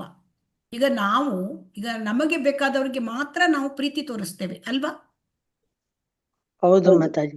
ನಮ್ಮ ಪ್ರೀತಿ ತೋರಿಸ್ತೇವೆ ನಮ್ಮ ಮಕ್ಕಳಿಗೆ, ಅಥವಾ ನಮ್ಮ ತಂದೆ ತಾಯಿ, ಅಥವಾ ನಮ್ಮ ಕುಟುಂಬದವರು, ಇವರಿಗೆ, ನಮ್ಮ ಸ್ನೇಹಿತರು, ಇವ್ರ ಮೇಲೆ ಪ್ರೀತಿ. ಆದರೆ ಬೇರೆಯವ್ರ ಮೇಲೆ ಇಲ್ಲ ಅಲ್ವಾ? ಇದೆಯಾ? ಇಲ್ಲ ಮಾತಾಜಿ. ಆದರೆ ಈ ಲೋಪ ಏನು ಅಂತಂದ್ರೆ, ಯಾರಲ್ಲಿ ಪ್ರೇಮಿಸಿದ್ರೆ ನಮಗೆ ಎಲ್ಲರನ್ನೂ ಪ್ರೇಮಿಸ್ಲಿಕ್ಕೆ ಸಾಧ್ಯ, ಇದು ಗೊತ್ತಿಲ್ಲ. ಇಲ್ಲಿ ಹೇಳ್ತಾರೆ, ತನ್ನ ದೇಶ, ತನ್ನ ಕುಟುಂಬ, ಸ್ವಯಂ ತನ್ನನ್ನೇ ಪ್ರೇಮಿಸಲೆಂದು ಇವತ್ತಿನ ಮಾನವ ಸಮಾಜ, ನಮ್ಮ ಸೊಸೈಟಿ ಏನು ಹೇಳುತ್ತೆ, ನಿನ್ನನ್ನೇ ನೀನು ಪ್ರೇಮಿಸು, ಅಥವಾ ನಿನ್ನ ಅನುಬಂಧಿಗಳನ್ನು ನೀನು ಪ್ರೇಮಿಸು, ಅಥವಾ ನಿನ್ನ ಕುಟುಂಬವನ್ನು ನೀನು ಪ್ರೇಮಿಸು, ಅಥವಾ ನಿನ್ನ ನೆರೆಕೆರೆಯನ್ನು ಪ್ರೇಮಿಸು, ನಿಮ್ಮ ದೇಶವನ್ನು ಪ್ರೇಮಿಸು, ಇದನ್ನು ಹೇಳುತ್ತೆ ಅಲ್ವಾ? ಹೌದು Mataji. Love your self, love your family, love your children, love the neighbours, love the society, love the country ಹೇಳುತ್ತೆ ಅಲ್ವಾ? ಇದು ನಮಗೆ ಭೌತಿಕ ಪ್ರಪಂಚ ಹೇಳ್ಕೊಡುತ್ತೆ, ಹೌದು ಅಲ್ವಾ? ಹೌದು ಮಾತಾಜಿ. ಆದರೆ ನಾವು ಒಬ್ಬರನ್ನೇ ಲವ್ ಮಾಡಿದ್ರೆ, ನಾವೊಂದು ಕುಟುಂಬ ಲವ್ ಮಾಡಿದ್ರೆ ಎಲ್ಲರನ್ನೂ ಪ್ರೀತಿ ಮಾಡ್ದಂಗೆ ಆಗತ್ತಾ? ಆಗಲ್ಲ. ಸೊ ಆದರೆ ಎಲ್ಲಿ ಪ್ರೇಮ ಬಿಟ್ಟರೆ ಸರ್ವ ಜನರು ಸುಖವಾಗಿಲ್ಲಬಲ್ಲರು ಎಂಬುದನ್ನು ಯಾರೂ ಹೇಳಿಲ್ಲ. ಯಾರಾದರೂ ನಮ್ಗೆ ಹೇಳ್ಕೊಟ್ಟಿದ್ದಾರಾ?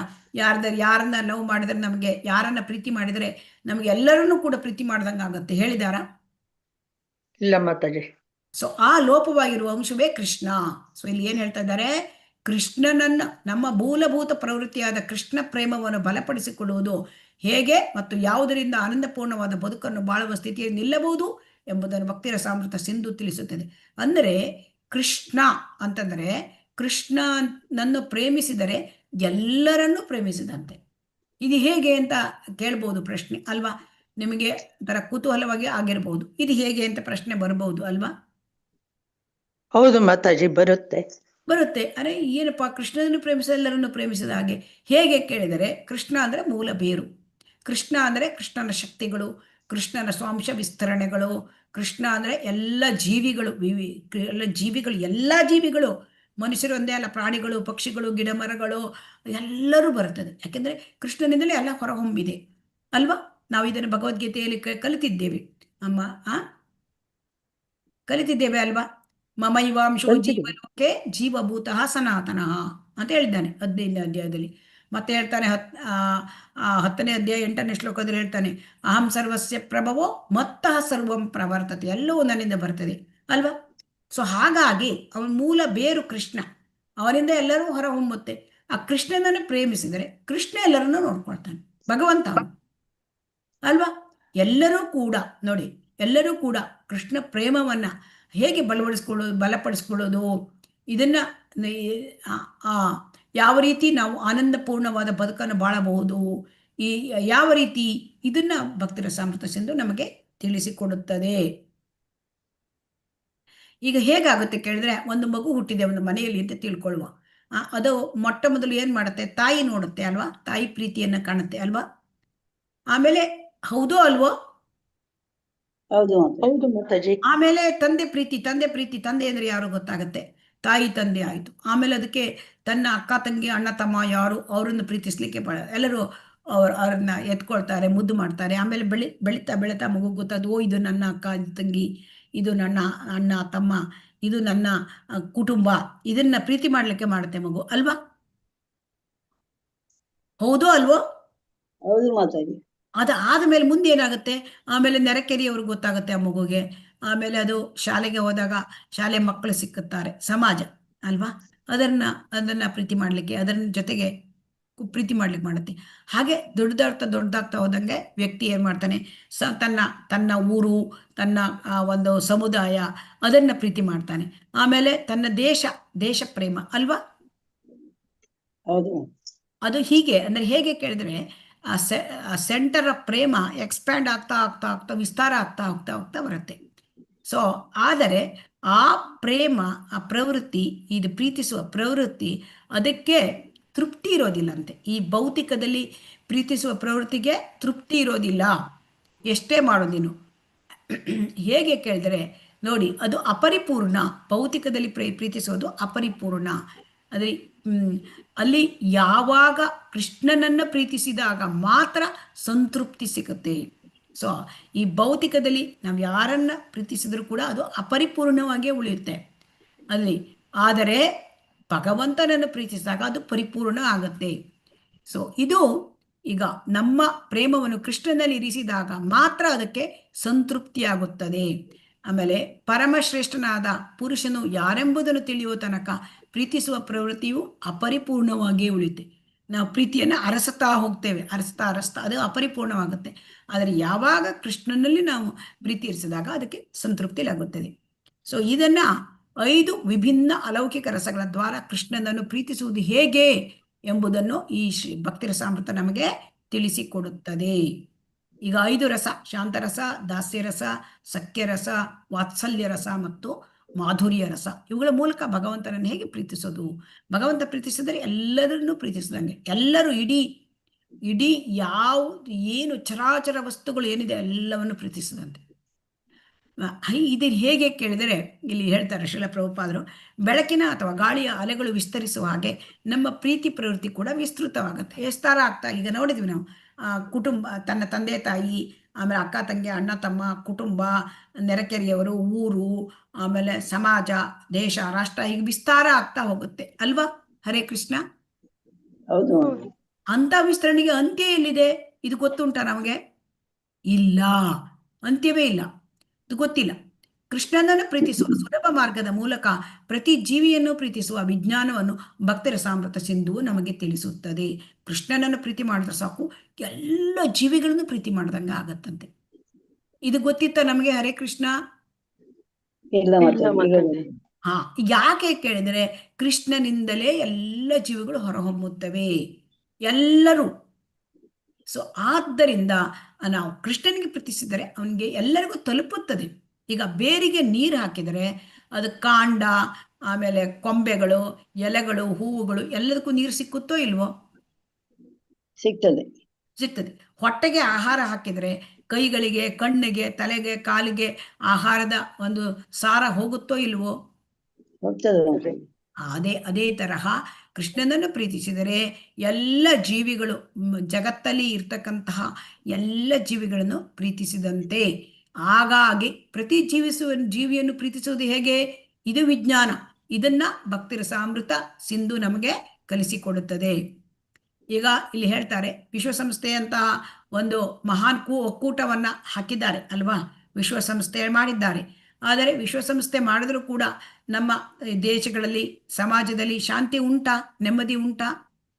ಇಲ್ಲ ಮಾತಾಜಿ. ಇಲ್ಲ ಮಾತಾಜಿ. ಎಲ್ಲಿ ನೋಡಿದ್ರು ದಂಗೆಗಳು ಹೇಳುತ್ತವೆ, ಯುದ್ಧಗಳು ಆಗ್ತಾ ಇರ್ತವೆ ಅಲ್ವಾ? ಹೌದು ಮಾತಾಜಿ. ಹಾಗಾಗಿ ಇದು ಯಾಕೆ ಕಾರಣ ಅಂತಂದ್ರೆ, ಶ್ರೀಲ ಪ್ರಭುಪಾದರು ಹೇಳ್ತಾರೆ, ಶಾಂತಿ ಸೌಹಾರ್ದಗಳನ್ನು ತುಂಬಲು ಯುಕ್ತವಾದ ವಿಧಾನ ಯಾವುದು ಎಂಬುದು ನಮಗೆ ತಿಳಿದಿಲ್ಲ. ಇದೇ ಇಂದಿನ ದುರವಸ್ಥೆಗೆ ಕಾರಣ. ನಮಗೆ ಆಕ್ಚುಲಿ ಯಾವ ವಿಧಾನದಿಂದ ನಮಗೆ ಶಾಂತಿ ಸಿಗುತ್ತೆ ಇದೇ ಗೊತ್ತಿಲ್ಲ ಅಂತೆ. ಆದರೆ ನಾವು ಅನುಸರಿಸಬೇಕಾದ ವಿಧಾನ ಬಹಳ ಸರಳವಾದದ್ದು, ಸಿಂಪಲ್ ಇದೆ. ಅದನ್ನ ಶಾಂತಚಿತ್ತರಾಗಿ ಪರಿಗ್ರಹಿಸಬೇಕು. ನಾವು ಶಾಂತಿಯನ್ನು ತಿಳ್ಕೊಳ್ಬೇಕಂತೆ. ಸೊ ಹಾಗಾಗಿ ದೇವೋತ್ತಮ ಪರಮಪುರುಷನಾದ ಕೃಷ್ಣನನ್ನು ಪ್ರೀತಿಸುವ ಸರಳವೂ ಸ್ವಾಭಾವಿಕವೂ ಆದ ವಿಧಾನವನ್ನು ಈ ಕೃತಿ ನಮಗೆ ತಿಳಿಸುತ್ತದೆ. ಅವು ಭಕ್ತಿ ರಸಾಮೃತ ಸಿಂಧು ಏನು ತಿಳಿಸಿಕೊಡ್ತದೆ? ಕೃಷ್ಣನನ್ನು ಪ್ರೀತಿಸುವುದು ಹೇಗೆ ಸರಳವಾದ, ಸುಲಭವಾದ, ಸ್ವಾಭಾವಿಕವಾದ ಒಂದು ವಿಧಾನ ನಮಗೆ ಅದು ಈ ಭಕ್ತಿ ರಸಾಮೃತ ಸಿಂಧು ತಿಳಿಸ್ಕೊಳ್ತದೆ. ಕೃಷ್ಣನನ್ನು ಪ್ರೀತಿಸುವುದು ಹೇಗೆ ಎಂಬುದನ್ನು ನಾವು ಕಲಿತರೆ ಎಲ್ಲ ಜೀವಿಗಳನ್ನು ಏಕಕಾಲದಲ್ಲಿ ಪ್ರೀತಿಸುವುದು ತುಂಬಾ ಸುಲಭವಾಗುತ್ತೆ. ಎಲ್ಲಾ ಜೀವಿಗಳನ್ನು ಏಕಕಾಲದಲ್ಲಿ ಪ್ರೀತಿಸ್ಲಿಕ್ಕೆ ಸಾಧ್ಯವಾ? ಹರೇ ಕೃಷ್ಣ ಯಾರಿಗಾದ್ರೂ?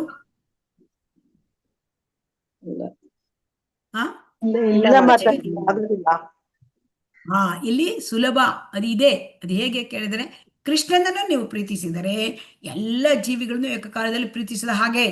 ಅಷ್ಟೊಂದು ಸುಲಭ. ಈ ಕ್ರಿಯೆ ಮರದ ಬುಡಕ್ಕೆ ನೀರೆರೆದ ಹಾಗೆ, ಇಲ್ಲವೇ ಆಹಾರ ಸೇವಿಸಿ ಹೊಟ್ಟೆ ತುಂಬಿಸಿಕೊಂಡ ಹಾಗೆ. ಮರದ ಬುಡಕ್ಕೆ ನೀರೆರೆಯುವ ಇಲ್ಲವೇ ಹೊಟ್ಟೆ ತುಂಬಿಸಿಕೊಳ್ಳುವ ಕಾರ್ಯವು ಜಗತ್ತಿನಾದ್ಯಂತ ಒಂದೇ ರೀತಿಯಲ್ಲಿ ಕಾರ್ಯಗತವಾಗುತ್ತಿದೆ. ಒಂದಿಷ್ಟು ಆಹಾರವನ್ನು ಹೊಟ್ಟೆಗೆ ಹಾಕಿಕೊಂಡರೆ ಆ ಪರಿಣಾಮವಾಗಿ ನಮ್ಮಲ್ಲಿ ಉತ್ಪನ್ನವಾಗುವ ಚೈತನ್ಯವು ಇಡೀ ದೇಹಕ್ಕೆ ಹಂಚಿತವಾಗುತ್ತದೆ ಎಂಬುದನ್ನು ನಾವು ಪ್ರತಿಯೊಬ್ಬರೂ ಬಲ್ಲೆವು ಅಲ್ವಾ? ಸ್ವಲ್ಪ ಹೊಟ್ಟೆಗೆ ಆಹಾರ ಹಾಕಿದ್ರೆ ನಾವು ಎಲ್ಲ ಕಡೆಗೂ ಶಕ್ತಿ ಬರುತ್ತೆ. ಹೌದೋ ಅಲ್ವೋ? ಹೌದು. ಕಾಲಲ್ಲಿ ನಡಿಲಿಕ್ಕೆ ಶಕ್ತಿ ಬರುತ್ತೆ, ಕೈಯಲ್ಲಿ ಕೆಲಸ ಮಾಡ್ಲಿಕ್ಕೆ ಶಕ್ತಿ ಬರುತ್ತೆ, ತಲೆಯಲ್ಲಿ ಯೋಚನೆ ಮಾಡ್ಲಿಕ್ಕೆ ಶಕ್ತಿ ಬರುತ್ತೆ ಅಲ್ವಾ? ಅದು ಹೇಗೆ? ಹೊಟ್ಟೆಗೆ ಹಾಕಿದ್ದೇವೆ, ಅದಕ್ಕೇನೆ ಹಾಕಿದ್ದೇವಾ? ಹಾಗೆ ಮರಕ್ಕೆ ಅಲ್ಲಷ್ಟು ಇಲ್ಲಷ್ಟು ನೀರು ಹಾಕ್ಲಿಕ್ಕೆ ಬರೋದಿಲ್ಲ. ಹಾಗೇ ಇಲ್ಲಿ ದೇಹದ ಪ್ರತಿ ಅಂಗಾಂಗಕ್ಕೂ ಪ್ರತ್ಯೇಕವಾಗಿ ಆಹಾರ ಉಣಿಸುವಂತಿಲ್ಲ. ಯಾರಾದರೂ ಕಣ್ಣಿಗೆ ಆಹಾರ ಉಣಿಸೋದು, ಕಿವಿಗೆ ಆಹಾರ ಉಣಿಸೋದು, ಮೂಗಿಗೆ ಆಹಾರ ಉಣಿಸೋದು, ಕೈಗೆ ಆಹಾರ ಉಣಿಸೋದು ಉಂಟಾ? ಇಲ್ಲ. ಹಾಗಾಗಿ ಪ್ರತಿಯೊಬ್ಬ ಜೀವಿಯನ್ನು ನಾವು ಪ್ರೀತಿಸಬೇಕು ಅಂದರೆ ಕೃಷ್ಣನನ್ನು ಪ್ರೀತಿಸಬೇಕು. ಸೊ ಹಾಗಾಗಿ ಕೃಷ್ಣನನ್ನು ಪ್ರೀತಿಸುವ ಸರಳವಾದ, ಸುಲಭವಾದ, ಸ್ವಾಭಾವಿಕವಾದ ವಿಧಾನವನ್ನು ನಮಗೆ ಭಕ್ತಿ ರಸಾಮೃತ ಸಿಂಧು ಕಲಿಸಿಕೊಡುತ್ತದೆ. ಹಾಗಾಗಿ ಇಲ್ಲಿ ಹೇಳ್ತಾ ಇದ್ದಾರೆ, ಲೌಕಿಕ ಸೌಲಭ್ಯಗಳು ಅದರ ಬಗ್ಗೆ ಶ್ರೀಲ ಪ್ರಭುಪಾದರು ಹೇಳ್ತಿದ್ದಾರೆ. ಮಾನವ ನಾಗರಿಕತೆ ಸುಖದ ಬದುಕನ್ನು ನೀಡುವಲ್ಲಿ ತುಂಬಾ ಮುಂದುವರೆದಿದೆ. ಈಗ ತುಂಬಾ ಅಡ್ವಾನ್ಸ್ಮೆಂಟ್ ಆಗಿದೆ ಅಲ್ವಾ? ಎಷ್ಟು ರೀತಿಯ ಸುಖ ಇದೆ ಅಲ್ವಾ? ಒಂದು ಗುಂಡಿ ಎತ್ತಿದ್ರೆ ನಮಗೆ ಲೈಟ್ ಬಂದ್ಬಿಡುತ್ತೆ ಅಲ್ವಾ? ಬಟ್ಟೆ ತೊಳೆಯಕ್ಕೆ ಮಿಷಿನ್ ಉಂಟು, ಅಡಿಗೆ ಮಾಡ್ಲಿಕ್ಕೆ ಎಲ್ಲ ಮಿಷಿನರೀಸ್ ಉಂಟು, ಎಲ್ಲ ಸೇವೆ ಉಂಟು. ನಮಗೆ ವಿಮಾನ ಕೊಟ್ರು, ಟಿವಿ ಕೊಟ್ರು, ಎಂಟರ್ಟೈನ್ಮೆಂಟ್ ಎಲ್ಲ ಮಾಡಿದ್ದಾರೆ. ಆದರೆ ನಾವು ಸುಖವಾಗಿದ್ದೇವಾ? ಇಲ್ಲ. ಇಷ್ಟೆಲ್ಲ ವಿಜ್ಞಾನ ಕೊಟ್ಟಿದೆ ಅಲ್ವಾ? ಮಾನವ ನಾಗರಿಕತೆ ಕೊಟ್ಟಿದೆ. ಆದ್ರೆ ನಾವು ಸಂತೋಷದಲ್ಲಿ ಇದ್ದೇವಾ? ಇಲ್ಲ. ಯಾಕೆ ಕಾರಣ ಇದು ಅಂತ ಹೇಳ್ತಾ ಇದ್ದಾರೆ. ನಮಗೆ ಆದರೂ ಕೂಡ ನಮಗೆ ಸಂತೋಷ ಇಲ್ಲ. ಯಾಕೆ ಇಲ್ಲ? ಸಂತೋಷ ಗಳಿಸಲು ಯಾವುದು ಮುಖ್ಯ ಎಂಬುದು ನಮಗೆ ಗೊತ್ತಿಲ್ಲ. ಸೊ ನಮಗೆ ಏನ್ ಗೊತ್ತಿಲ್ಲ? ಸಂತೋಷಗೊಳಿಸಬೇಕು ಅಂದ್ರೆ ನಾವ್ ಏನ್ ಮಾಡ್ಬೇಕು ಇದೇ ನಮಗೆ ಗೊತ್ತಿಲ್ಲ. ಇದೇ ನಮ್ಮ ಈ ಅವಸ್ಥೆಗೆ ಕಾರಣ. ನಮ್ಮ ಬದುಕನ್ನು ಸಂತೋಷವನ್ನಾಗಿಸಲು ಪ್ರಾಪಂಚಿಕ ಸೌಲಭ್ಯಗಳು ಅಷ್ಟೇ ಸಾಲವು. ಈಗ ನಾವು ಸಂತೋಷವಾಗಿರ್ಬೇಕು ಅಂದ್ರೆ ಈ ಎಲ್ಲ ನಮಗೇನು ಸೌಲಭ್ಯ ಇದೆ, ಈಗ ಆ ನಾಗರಿಕತೆಯಿಂದ ನಮಗೆ ಸಿಕ್ಕಿದೆ, ವಿಜ್ಞಾನಗಳಿಂದ ಸಿಕ್ಕಿದೆ, ಆ ಸೌಲಭ್ಯ ಅಷ್ಟೇ ಸಾಕಾಗುವುದಿಲ್ಲ. ಅದಕ್ಕೆ ಉದಾಹರಣೆ ಕೊಡ್ತಾ ಇದ್ರು ಶ್ರೀಲ ಪ್ರಭುಪಾದರು. ನೋಡಿ, ಅಮೆರಿಕ ತುಂಬಾ ಶ್ರೀಮಂತರವಾದ ರಾಷ್ಟ್ರ ಅಲ್ವಾ? ಹೌದೋ ಅಲ್ವೋ? ಹೌದು ಮಾತಾಜಿ. ಆದರೆ ಅಲ್ಲಿ ನೋಡಿ, ಸುಖ ಜೀವನಕ್ಕೆ ಅಗತ್ಯವಾದ ಎಲ್ಲ ಸೌಲಭ್ಯಗಳು ಆ ದೇಶದಲ್ಲಿ ಇದೆ. ಹರೇ ಕೃಷ್ಣ ಅಲ್ವಾ?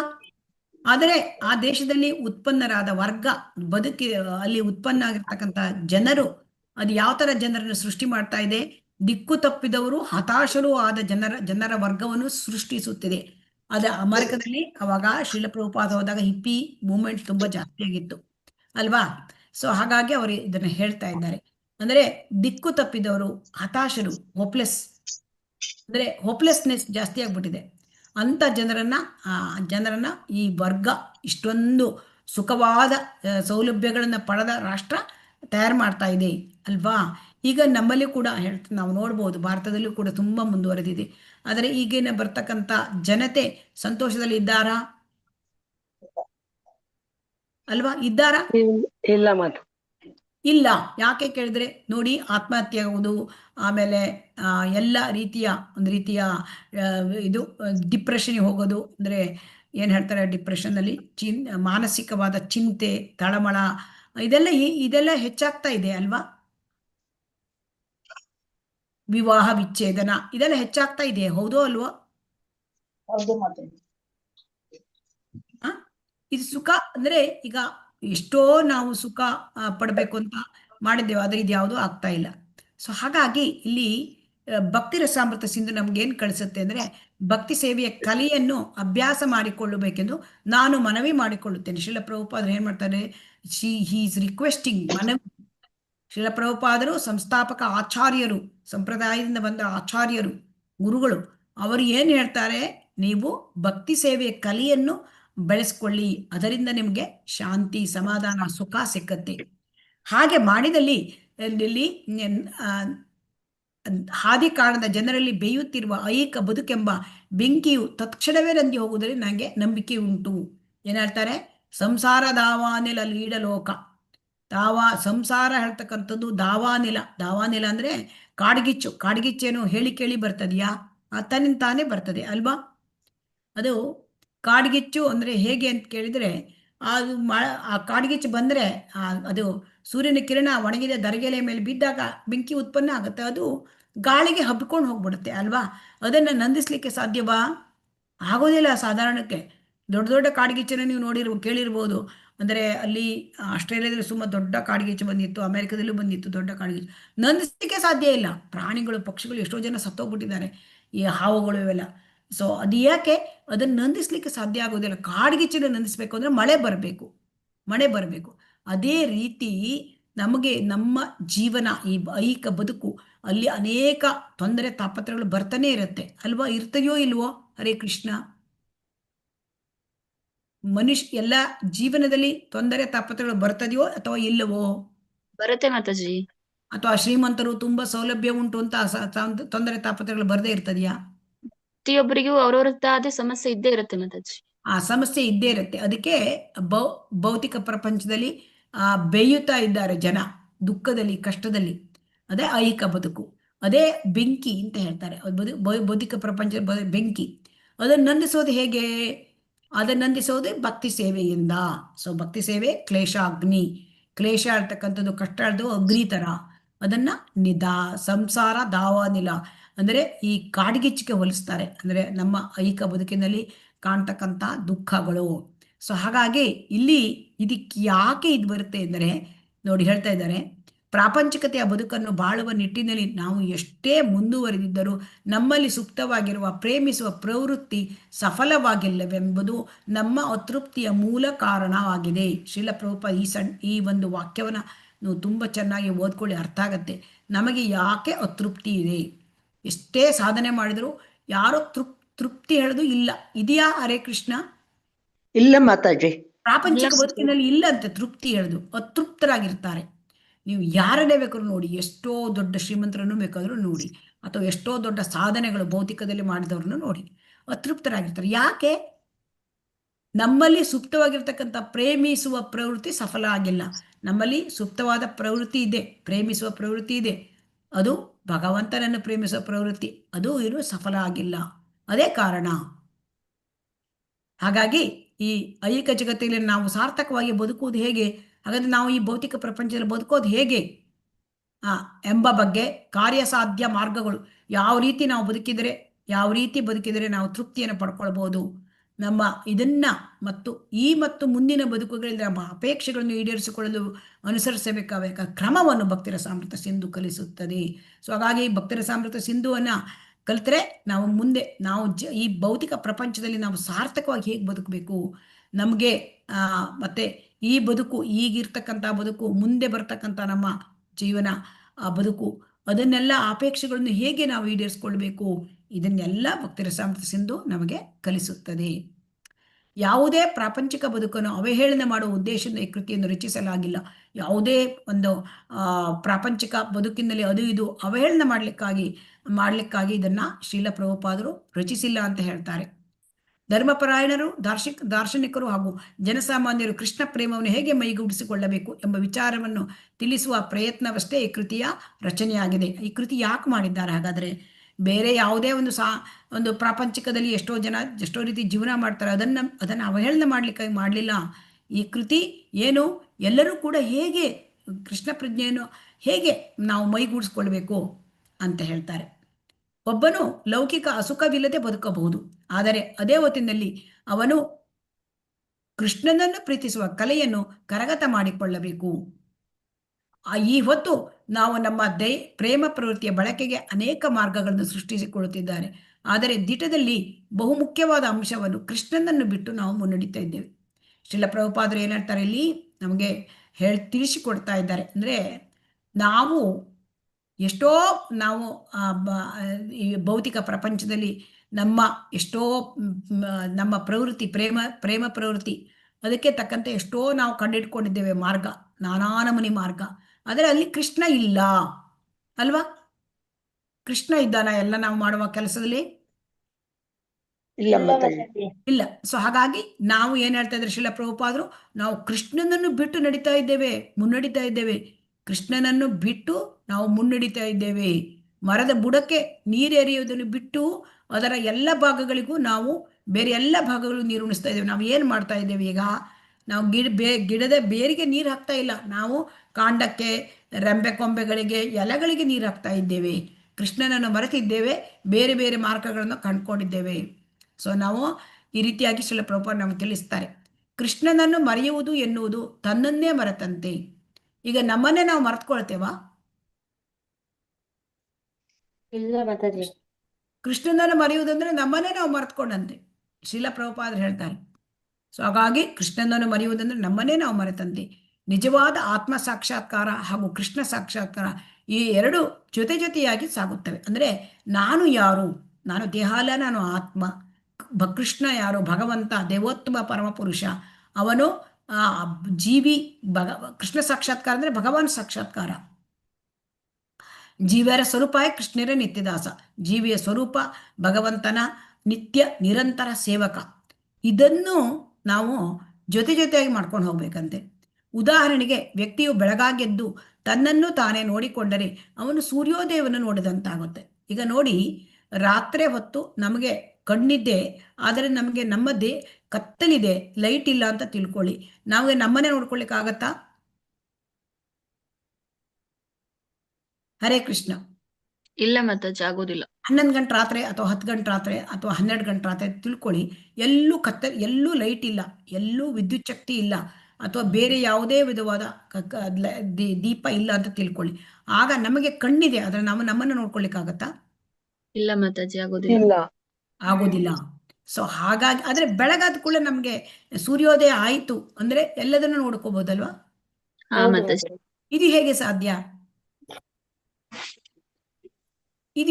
ಸೂರ್ಯನ ಬೆಳಕು ನಮಗೆ ಕಾಡುತ್ತೆ ಅಲ್ವಾ?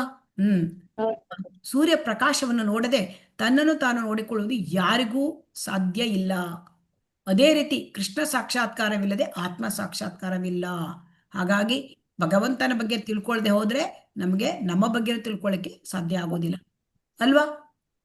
ಆತ್ಮ ಸಾಕ್ಷಾತ್ಕಾರ, ನಾನು ದೇಹ ಅಲ್ಲ, ನಾನು ಆತ್ಮ.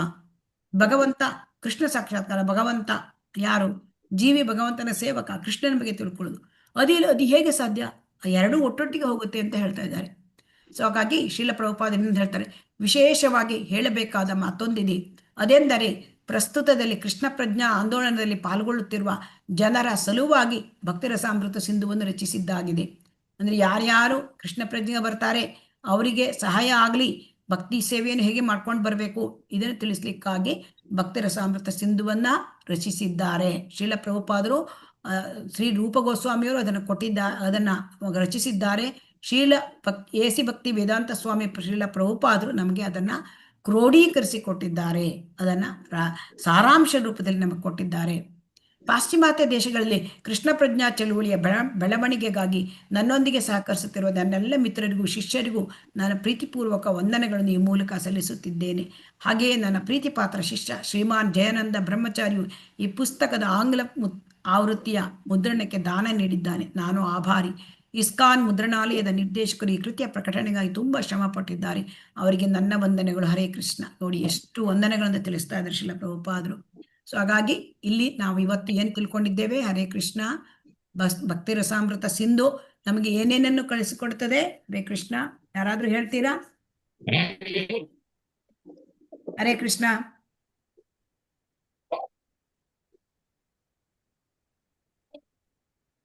ಏನನ್ನು ಬೋಧಿಸುತ್ತದೆ? ಹರೇ ಕೃಷ್ಣ. ಭಕ್ತಿ ರಸವನ್ನ ನಾವು ಹೇಗೆ ಮಾಡ್ಬೇಕು, ಆ ಭಕ್ತಿ ಮೂಲ ರಸಗಳು ಯಾವುವು? 12 ರಸಗಳಿವೆ. ಅದರಲ್ಲಿ 5 ಮೂಲ ರಸಗಳು ಯಾವುದು? ನಾವು ಕೃಷ್ಣನೊಂದಿಗೆ ಹೇಗೆ ಒಂದಾಗ್ಬೇಕು ಭಕ್ತಿ ರಸದ ಮೂಲಕ, ಭಕ್ತಿ ಸೇವೆಯ ರೀತಿ ಹೇಗೆ ಅನ್ನೋದನ್ನ ಹೇಳಿದೆ ಇವತ್ತು. ಮತ್ತೆ 6 ಜನ ಗೋಸ್ವಾಮಿಗಳ ಬಗ್ಗೆ ಹಾಗಾಗಿ ಈ ಭಕ್ತಿ ರಸಾಮೃತ ಕೃಷ್ಣನನ್ನು ಪ್ರೀತಿಸಿದ್ರೆ ಇಡೀ ವಿಶ್ವವನ್ನೇ ಪ್ರೀತಿಸಿದಾಗೆ ಅನ್ನೋದನ್ನ ಕಲ್ತಿದ್ದೇವೆ ಮಾತಾಜಿ. ಹಾಗಾಗಿ ಭಕ್ತಿ ರಸಾಮೃತ ಸಿಂಧು ಈ ಕೃತಿ ನಮ್ಗೆ ಏನನ್ನು ಬೋಧಿಸುತ್ತದೆ? ಪ್ರತಿಯೊಬ್ಬ ವ್ಯಕ್ತಿಗೂ ಶಿಕ್ಷಣ ನೀಡಿ ಅವನನ್ನು ಗೋಸ್ವಾಮಿ ಆ ಘನತೆವೆತ್ತ ಸ್ಥಾನಕ್ಕೆ ಏರಿಸಲು ಶ್ರೀ ಚೈತನ್ಯ ಮಹಾಪ್ರಭುಗಳು ಪ್ರತಿಪಾದಿಸಿದ ತತ್ವವನ್ನು ನಮಗೆ ಬೋಧಿಸುತ್ತದೆ. ಆ ತತ್ವ ಏನು? ಒಬ್ಬ ವ್ಯಕ್ತಿ ಕೃಷ್ಣ ವಿಜ್ಞಾನವನ್ನು ಬಲ್ಲವನಾಗಬೇಕು ಮತ್ತು ಭಗವಂತನ ಭಕ್ತಿ ಸೇವೆಯನ್ನು ಮಾಡಬೇಕು. ಆಗ ಅವನು ಬ್ರಾಹ್ಮಣ ಜಾತಿಯಲ್ಲಿ ಹುಟ್ಟಿದವನಿಗಿಂತ ಮೇಲಿನ ಮಟ್ಟವನ್ನು ತಲುಪುತ್ತಾನೆ, ಅವನೇ ವೈಷ್ಣವ. ಆಮೇಲೆ ಕೃಷ್ಣ ಪ್ರಜ್ಞೆಯಲ್ಲಿ ಏನು ಕೆಲಸ ಮಾಡ್ತಾರೋ ಅದೆಲ್ಲವೂ ಕೂಡ ನಿರಂತರ. ಭಕ್ತಿ ರಸ ಅಥವಾ ಕೃಷ್ಣ ಪ್ರಜ್ಞೆಯನ್ನು ನಾವು ಸ್ವೀಕಾರ ಮಾಡಿದ ತಕ್ಷಣವೇ ಆತಂಕರಹಿತವಾದ ಬಹುಮಂಗಲದಾಯಕವಾದ ಜೀವನಕ್ಕೆ ನಮ್ಮನ್ನು ಅದು ಕರೆದುಕೊಂಡು ಹೋಗುತ್ತೆ. ಅದನ್ನು ತಿಳ್ಕೊಂಡ್ವಿ. ಸೊ ನಮ್ಮ ಮೂಲ ಭಾವ, ಅದು ನಮ್ಮಲ್ಲಿ ಇರ್ತಕ್ಕಂಥದ್ದು ಮೂಲ ಪ್ರವೃತ್ತಿ, ಅದು ಕೃಷ್ಣ ಪ್ರಜ್ಞೆ, ಆ ಕೃಷ್ಣ ಪ್ರೇಮ. ಆ ಕೃಷ್ಣ ಪ್ರೇಮವನ್ನು ಬೆಳೆಸ್ಕೊಳ್ಳೋದು ಹೇಗೆ? ಯಾವುದರಿಂದ ನಾವು ಆನಂದಪೂರ್ಣವಾದ ಬದುಕನ್ನು ನಾವು ಮಾಡಬಹುದು? ಇದನ್ನು ಭಕ್ತಿ ರಸಾಮೃತ ಸಿಂಧು ತಿಳಿಸಿಕೊಡುತ್ತದೆ. ಅಲೌಕಿಕ ರಸಗಳ ದ್ವಾರ ಕೃಷ್ಣನನ್ನು ಪ್ರೀತಿಸುವುದು ಹೇಗೆ? ಇದನ್ನು ಭಕ್ತಿ ರಸಾಮೃತ ಸಿಂಧು ಬೋಧಿಸುತ್ತದೆ. ಈಗ ಒಂದು ಗುಂಡಿ ಒತ್ತಿದರೆ ಬೆಳಕಾಗತ್ತೆ ಅಲ್ವಾ? ಒಂದು ರೂಮಲ್ಲಿ ನಾವು ಸ್ವಿಚ್ ಬಟನ್ ಒತ್ತುತ್ತೇವೆ, ಆ ರೂಮ್ ಅಷ್ಟು ಬೆಳಕಾಗತ್ತೆ, ಹೌದೋ ಅಲ್ವಾ? ಹೌದು ಮಾತಾಜಿ. ಅದೇ ತರಹ ಶ್ರೀ ಕೃಷ್ಣನನ್ನು ನಾವು ಪ್ರೇಮಿಸಿದರೆ ಎಲ್ಲರನ್ನು ಪ್ರೇಮಿಸಿದಾಗತ್ತೆ ಅಲ್ವಾ? ಅದನ್ನು ಕೂಡ ನಾವು ಕಲ್ತ್ವಿ. ಆಮೇಲೆ ಗಿಡದ ಬುಡಕ್ಕೆ ನೀರು ಹಾಕಿದರೆ ಗಿಡದ ಎಲ್ಲ ಕಾಂಡ, ಎಲೆ, ಎಲ್ಲ ಹೂವು ಎಲ್ಲದಕ್ಕೂ ಕೂಡ ಅದಕ್ಕೆ ನೀರಿನ ಒಂದು ಬೇಕಾದ ಅಂಶ ಅದಕ್ಕೆ ತಲುಪುತ್ತದೆ. ಸೊ ಅದೇ ರೀತಿ ಆಹಾರವನ್ನು ಹೊಟ್ಟೆಗೆ ಹಾಕಿದಾಗ ಎಲ್ಲ ಅಂಗಾಂಗಗಳಿಗೂ ಅದರ ಆಹಾರದ ಅಂಶ, ಒಂದು ರಸ ಸಿಕ್ಕತ್ತೆ. ಅದನ್ನು ನೋಡಿದ್ವಿ. ಮತ್ತು ಇವತ್ತು ನಾವು ಐಹಿಕ ರಸ ಅದರದ ಏನು, ಮತ್ತು ಆಧ್ಯಾತ್ಮಿಕ ರಸ ಭಕ್ತಿ ರಸ ಏನು ಇದನ್ನು ತಿಳ್ಕೊಂಡ್ವಿ. ಐಹಿಕ ರಸ ಏನು? ಅಶಾಶ್ವತವಾದದ್ದು. ಅದು ನಮ್ಮ ದೇಹ ಎಷ್ಟಿರುತ್ತೆ ಅಷ್ಟರ ಮಟ್ಟಿಗೆ ಮಾತ್ರ ಇರುತ್ತೆ, ಎಲ್ಲಿವರೆಗಿರುತ್ತೆ ಅಲ್ಲಿವರೆಗೆ ಮಾತ್ರ ಇರುತ್ತೆ. ಅದು ಚಪಲ ಸುಖ, ಅದು ಭೋಗತ್ಯಾಗಗಳ ಮೇಲೆ ತೂಗುಯ್ಯಾಲೆ ಆಡುತ್ತದೆ. ಅದು ನಿರಂತರವಾದದ್ದಲ್ಲ. ಅದರಿಂದ ಎಲ್ಲರಲ್ಲೂ ಕೂಡ ಪ್ರೀತಿಸ್ಲಿಕ್ಕೆ ಸಾಧ್ಯ ಇಲ್ಲ. ಇದೆಯಾ? ಇಲ್ಲ. ಸೊ ಅದೇ ರೀತಿ ಆಧ್ಯಾತ್ಮಿಕವಾದ ಈ ಭಕ್ತಿ ರಸ, ಭಕ್ತಿ ಸೇವೆಯಲ್ಲಿ ಮಾಡ್ತಕ್ಕಂಥ ರಸ, ಅದು ಶಾಶ್ವತವಾದದ್ದು, ಅದು ನಿರಂತರವಾದದ್ದು. ಈ ದೇಹದಲ್ಲಿ ಸ್ವಲ್ಪವನ್ನು ಮಾಡಿದ್ರೂ ಕೂಡ ಅದು ನಮಗೆ ಮುಂದೆ ಮನುಷ್ಯ ದೇಹ ಸಿಕ್ಕುವಂತೆ ಅದು ನಮ್ಮನ್ನು ಕರೆದುಕೊಂಡು ಹೋಗುತ್ತೆ. ಆದರೆ ಭಕ್ತಿ ರಸದಲ್ಲಿ ಭಕ್ತಿ ಸೇವೆಯಿಂದ ಬರ್ತಕ್ಕಂಥ ರಸ, ಸೊ ಅದರ ಪ್ರಾಮುಖ್ಯತೆ ಇರೋದ್ರೆ ನಮಗೆ ಮುಂದೆ ಈ ಒಂದು ಜನ್ಮದಲ್ಲಿ ಪೂರ್ತಿ ಮಾಡ್ಲಿಕ್ಕೆ ಆಗದೆ ಇದ್ರೂ ಮುಂದಿನ ಜನ್ಮ ಮನುಷ್ಯ ದೇಹ ಸಿಕ್ಕತ್ತೆ. ಆದರೆ ಈ ಲೌಕಿಕ ರಸದಲ್ಲಿ ಮುಂದೆ ಮನುಷ್ಯ ಜನ್ಮ ಸಿಕ್ಕತ್ತೆ ಎಂಬ ಯಾವ ಭರವಸೆಯೂ ಇಲ್ಲ ಅಲ್ವಾ? ಹೌದು ಮಾತಾಜಿ. ಮತ್ತೆ ಐಹಿಕ ಜಗತ್ತಲ್ಲಿ ನಾವು ಹೇಗೆ ಬದುಕಬೇಕು? ಯಾವ ರೀತಿ ಕೆಲಸ ಕಾರ್ಯಗಳನ್ನು ಮಾಡಬೇಕು, ನಮ್ಮ ಮುಂದಿನ ಬದುಕು ನಮ್ಮ ಈ ಒಂದು ಆ, ಈ ಆ, ಈಗ ನಾವು ಏನು ಬದುಕ್ತಾ ಇದ್ದೀವಿ ಅದರ ಮೇಲೆ ಅದು ಡಿಪೆಂಡ್ ಆಗಿದೆ. ಇದನ್ನೆಲ್ಲ ನಮಗೆ ತಿಳಿಸಿಕೊಡುತ್ತೆ. ಆಮೇಲೆ ಈ ಕೃಷ್ಣ ಪ್ರಜ್ಞಾ ಆಂದೋಲನದಲ್ಲಿ ಯಾರು ಭಾಗವಹಿಸಿದ್ದಾರೆ ಅವರೆಲ್ಲರೂ ರೂಪಾನುಗರು, ರೂಪ ಗೋಸ್ವಾಮಿಯರ ಹೆಜ್ಜೆಯ ಅನುಯಾಯಿಗಳು. ಅವರಿಗೆ ಇದೊಂದು ಅನುಕೂಲವಾಗಲಿ ಅಂತ ಈ ಕೃತಿಯನ್ನ ಮಾಡಲಾಗಿದೆ. ಹರೇ ಕೃಷ್ಣ.